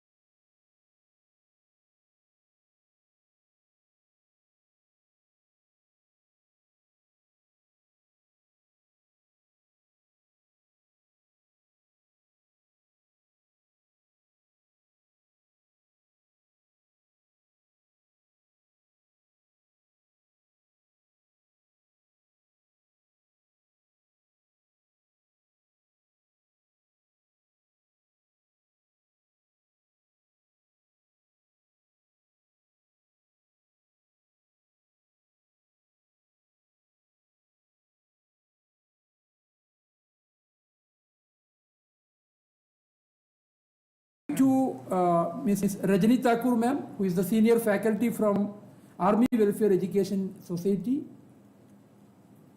Ma'am, Rajani ma'am. Yes, sir. Yes, sir. Yes, am I audible? Yeah, audible. Very much. Right.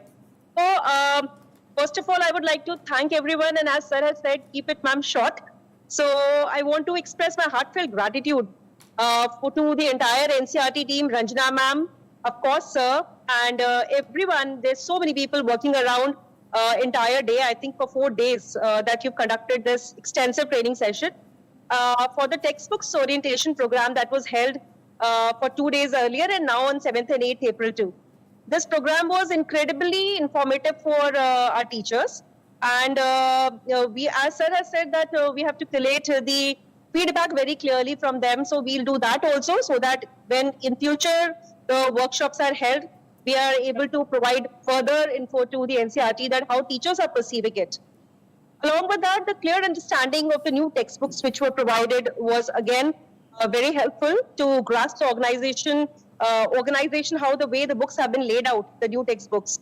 And also the effective teaching methodologies, which were also discussed by the respective RPs. And our teachers certainly gained insights into the innovative teaching methods also, that how to use these textbooks. Insights into also the foundational stage and everything was related at the preparatory level and at the medium level, middle level, how everything is related and how the textbooks are also flowing, the information is flowing from one stage to the other was very amazing to understand. And also the information about the bridge programs, that how they are supporting our students, and certainly there were certain points which was very clearly, because we have in this year only going to have textbooks of 1 to 5 NCRT. So we have understood that if we are going to have textbooks for grade 4th from this year, so we have to have the bridge program for grade 3 to 4 for our students. So these kind of very fine understanding of why the bridge programs are there and why it is very essential for the teachers to have this in the classroom for the students was certainly idea was disseminated, of course. and the importance of experiential learning, how it can be done in the classroom. The lab, the way he, the sir last lecture it was explained. Certainly, I completely resonate with all these things, that how lab experience before actually entering into the lab is so very essential, so that that particular period, which is very short, optimum utilization can be done of that period if the students have already used the virtual labs. Along with that, assessment, evaluation, support for the students, everything was immensely useful for our teachers. And furthermore, we'll be collating more feedbacks from the teachers, that how they have understood and perceived the entire workshop, which was so extensive. And the parts wherever we feel the gaps, where our teachers need more, we'll certainly project that also. Thank you so much, everyone, and thank you so much, Ranjana ma'am, for including AEES and all our teachers for this particular orientation program. Thank you so much. Have a great evening. Thank you, ma'am. Thank you very much for your words. And of course, you mentioned about the grade 3 bridge program. We have already a bridge program. It is known as Foundation Program for grade 3. It's available on NCERT website. You please see our all bridge programs available under one umbrella. You can see that start from even Vidya Pravesh also. It's available for if you want to have for grade 1 students when they are coming to the classroom. We have Vidya Pravesh, then we have grade 3 foundation program, grade 6 bridge program, grade 5 bridge program, grade 6 bridge program, and grade 8 bridge program. All these are available on NCERT websites. And now we were moving to Ms. Chandra Mandalji. We have with us the Joint Commission of KVS. Chandra Mandalji, I request Mandalji, are you available? Yes. Am I audible? Yeah, audible, ma'am. Please. Okay. So, good evening, everyone. And I couldn't join all the sessions, but I have feedback from some corners.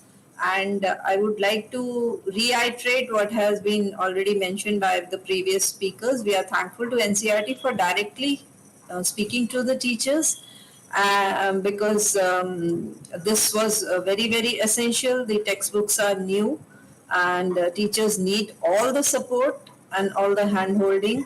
And since NCERT has developed, there's nobody else better than NCERT to talk to teachers about this. So directly having this dialogue with the teachers is very, very essential and relevant and required also.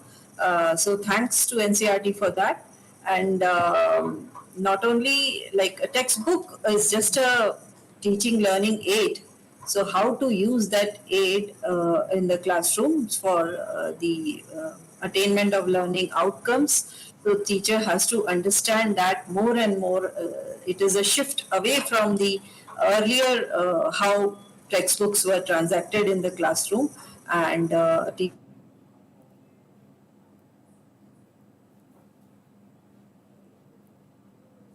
Yeah, ma'am, something, you are not audible. I think some issue with your internet. Yeah. He may do it. Fine. Can we move? Okay. We have a collaborative or... Yeah, ma'am, please continue. Please continue. Yeah, I was disconnected for a while. So thanks to NCERT and textbooks, apart from the lessons, the assessment is integral part of competency-based learning. So that also needs to be talked about. And the like Dr. Behra's session. So we also look forward to more such dialogue directly with the teachers. It would be better if face-to-face, but if not, virtual, maybe sometime after a few months when teachers have used the books, maybe some kind of a reflective session or a feedback session. So once again, thank you so much. Yeah, thank you, ma'am. Thank you very much for being with us for this session. And of course, We are always with KVS and we are conducting many programs. Last year also based on 6th we had an orientation, then later on we did lots of hand holding, even face-to-face session also, various textbooks, and of course this time also we'll be moving for that. Thank you very much, ma'am. Do we have anyone from CBSE? I requested Ramandeep Kaur ma'am to join. I don't know whether Ramandeep ma'am.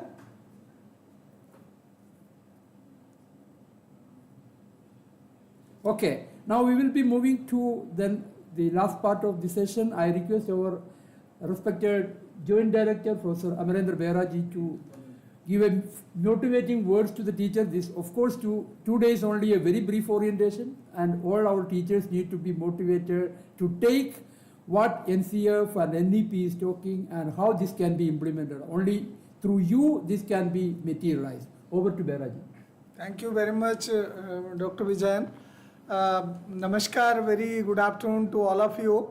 Esteemed Madam Dr. Chandana Mandalji, Joint Commissioner KVS, and esteemed Madam Nidhi ji and Rajni ji from Atomic Energy Education Society and Army Welfare Society, Army Welfare Education Society, and also colleagues from CBSE and all teachers who are participating, and school heads, those who are participating in this program in an online mode. First of all, on behalf of NCERT and my personal behalf, I congratulate all of you for graduating this 2 days program and successfully completing it. And as all of us have been talking, that definitely this orientation will help us to further design our teaching learning process in a way that it becomes more interesting for the children, and we help them in teaching, learning and assessment in a way that their experiences become enduring and engaging and enjoyable for all of them. So that is the main concern.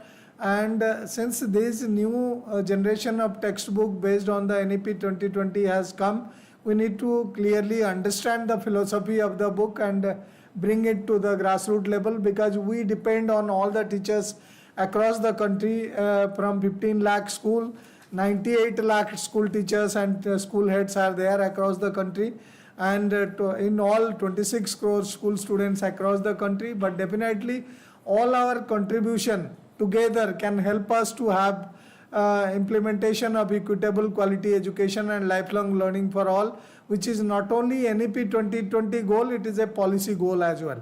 So NEP 2020 policy goal and SDG goal, Sustainable Development Goal 4 as well. So let us join together to do that, and all of us, we know that the teacher's role are very crucial. So there could be textbook, there could be other resource materials, but it is the teacher who is the key person to transact this in the classroom and bring a visible change, and also modify the behavior of the learners in a way that they develop appropriate skills and competencies. So therefore the NEP 2020 has also given a lot of emphasis on teachers as a whole. So while talking about children who are the future of the country, so it has also, the policy has mentioned that the teacher are also future of our nation, and they are nation builders. So therefore their orientation and their strength, their qualities, we need to improve in a continuous manner. Therefore this continuous professional development program, I thank once again to all the 4 different school managements, including the CBSE as a whole, because there are nearly 30,000 schools across the country which are affiliated to CBSE, and KVS, NVS and Atomic Energy Society and Army Welfare Society, they are also part of the overall CBSE umbrella. So I hope this 2 days orientation has equipped all of us to transact the curriculum in a better manner. But definitely, as some of us were mentioning, that NCERT also level-based will try that we interact with all of you through face-to-face mode, but many a times keeping in the scale we have in our country, because we have 98 lakh school teachers. So reaching out to 98 lakh school teachers is virtually a challenge as well. So therefore, Honorable PM also, while talking about digital education and its implementation across the country, he says skill, scale and speed together can be achieved by use of technology. So no doubt technology should not be used unnecessarily also. In a thoughtful manner it needs to be used. And if I have a live plant in the classroom to describe different parts of a plant, and from the germination process to the whole process of a plant cycle, so I need not to bring a digital content into the classroom. The physical resource of a plant in a pot is more than sufficient. So the appropriate decision, particularly the media selection by the teachers and school heads, it is very crucial. Otherwise it will be extremely difficult. And some of us were asking about even the previous session while I was talking, that how there are dearth of digital resources also across the country. Even internet connectivity is a challenge many times. So in a way that there is no substitute to real environment and the physical resource. But definitely keeping in view the scale we are working in India and the mission we have to have equitable quality education and lifelong learning for all in a time-bound manner, so is a challenge and an opportunity for all of us also. So therefore let us join together. I hope this 2 days orientation has equipped all of us. This is a beginning, not end. And I also take this opportunity to use this platform to invite more teachers from all those who are listening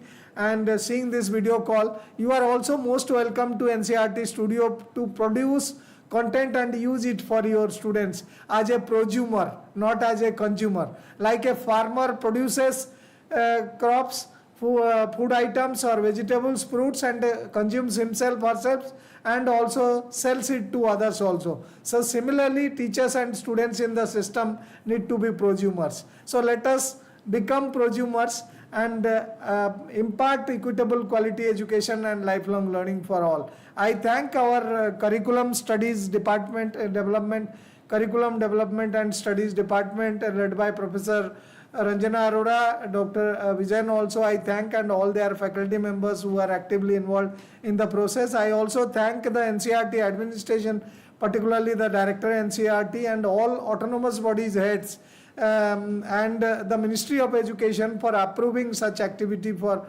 organizing such continuous professional development for teachers across the country. So thank you very much to all of you for your patient hearing and also going beyond your comfort level for this particular program. So because we have been taking classes in schools, doing schoolwork as well as getting oriented as well, all the teachers. So thanks a lot. So for all your hard work and efforts and going beyond your comfort level to attend this particular training program. Namaskar to everyone. Yeah, thank you very much, sir, for your motivating words. Of course, equitable quality education is a hallmark. And the importance of, and you being a passionate technology expert, you will be focusing more on the 3 S always. And it is very essential a country like India. And thank you very much, sir, for that. And before going to the final part, I just would like to give you some remarks. We got lots of questions, similar type of questions. We can say that it is something apprehension from our teachers. I just would like to focus on this thing. These are this middle stage, grade 6 textbooks we did last year, and even bridge program also you might have heard about it. Many of you might have used the bridge program and then grade 6 textbooks. And in continuation with that, this year we are coming with grade 7 and grade 8 textbooks. And grade 7 textbooks, since grade 6 textbooks it is already available, and the students, those who completed grade 6 based on new NCF, our NCF 23 as well as NEP, it is coming to grade 7, the students are coming. There is no need of any type of bridge program. And we are ensuring that the textbook, new textbooks will be available maybe within 10 days, and some of the textbooks already released. Don't be panic about that. We will be providing you all the textbooks. Meanwhile, to support your students, you can have your own bridge activities based on grade 6 existing textbooks, and some of the exemplary activities all the teachers can make, and you can see the learning outcome in grade 6 textbooks and how these learning outcomes can be realized to the students. You can make some of the activities and you can use it in your classroom, and grade 7 textbooks will come within that span. And for grade 8, the students are coming from grade 7. Those who use old textbooks, the approach is different. Our pedagogical procedure is different, and we are focusing more on experiential learning approach and all. Therefore, it is essential to give the students a feel of this new approach. That is why we come up with grade 8 bridge programs. All these bridge programs are available on NCERT website. You please download all these things. We are not providing you the hard copy. It is in soft copy form. You can download it. You can, if you want, you can print it. You can bind it as a textbook type bridge material, and you need to use it for 6 weeks. This is a mandatory one since it is bridging the gap and it is making a seamless transition from grade 7 to 8.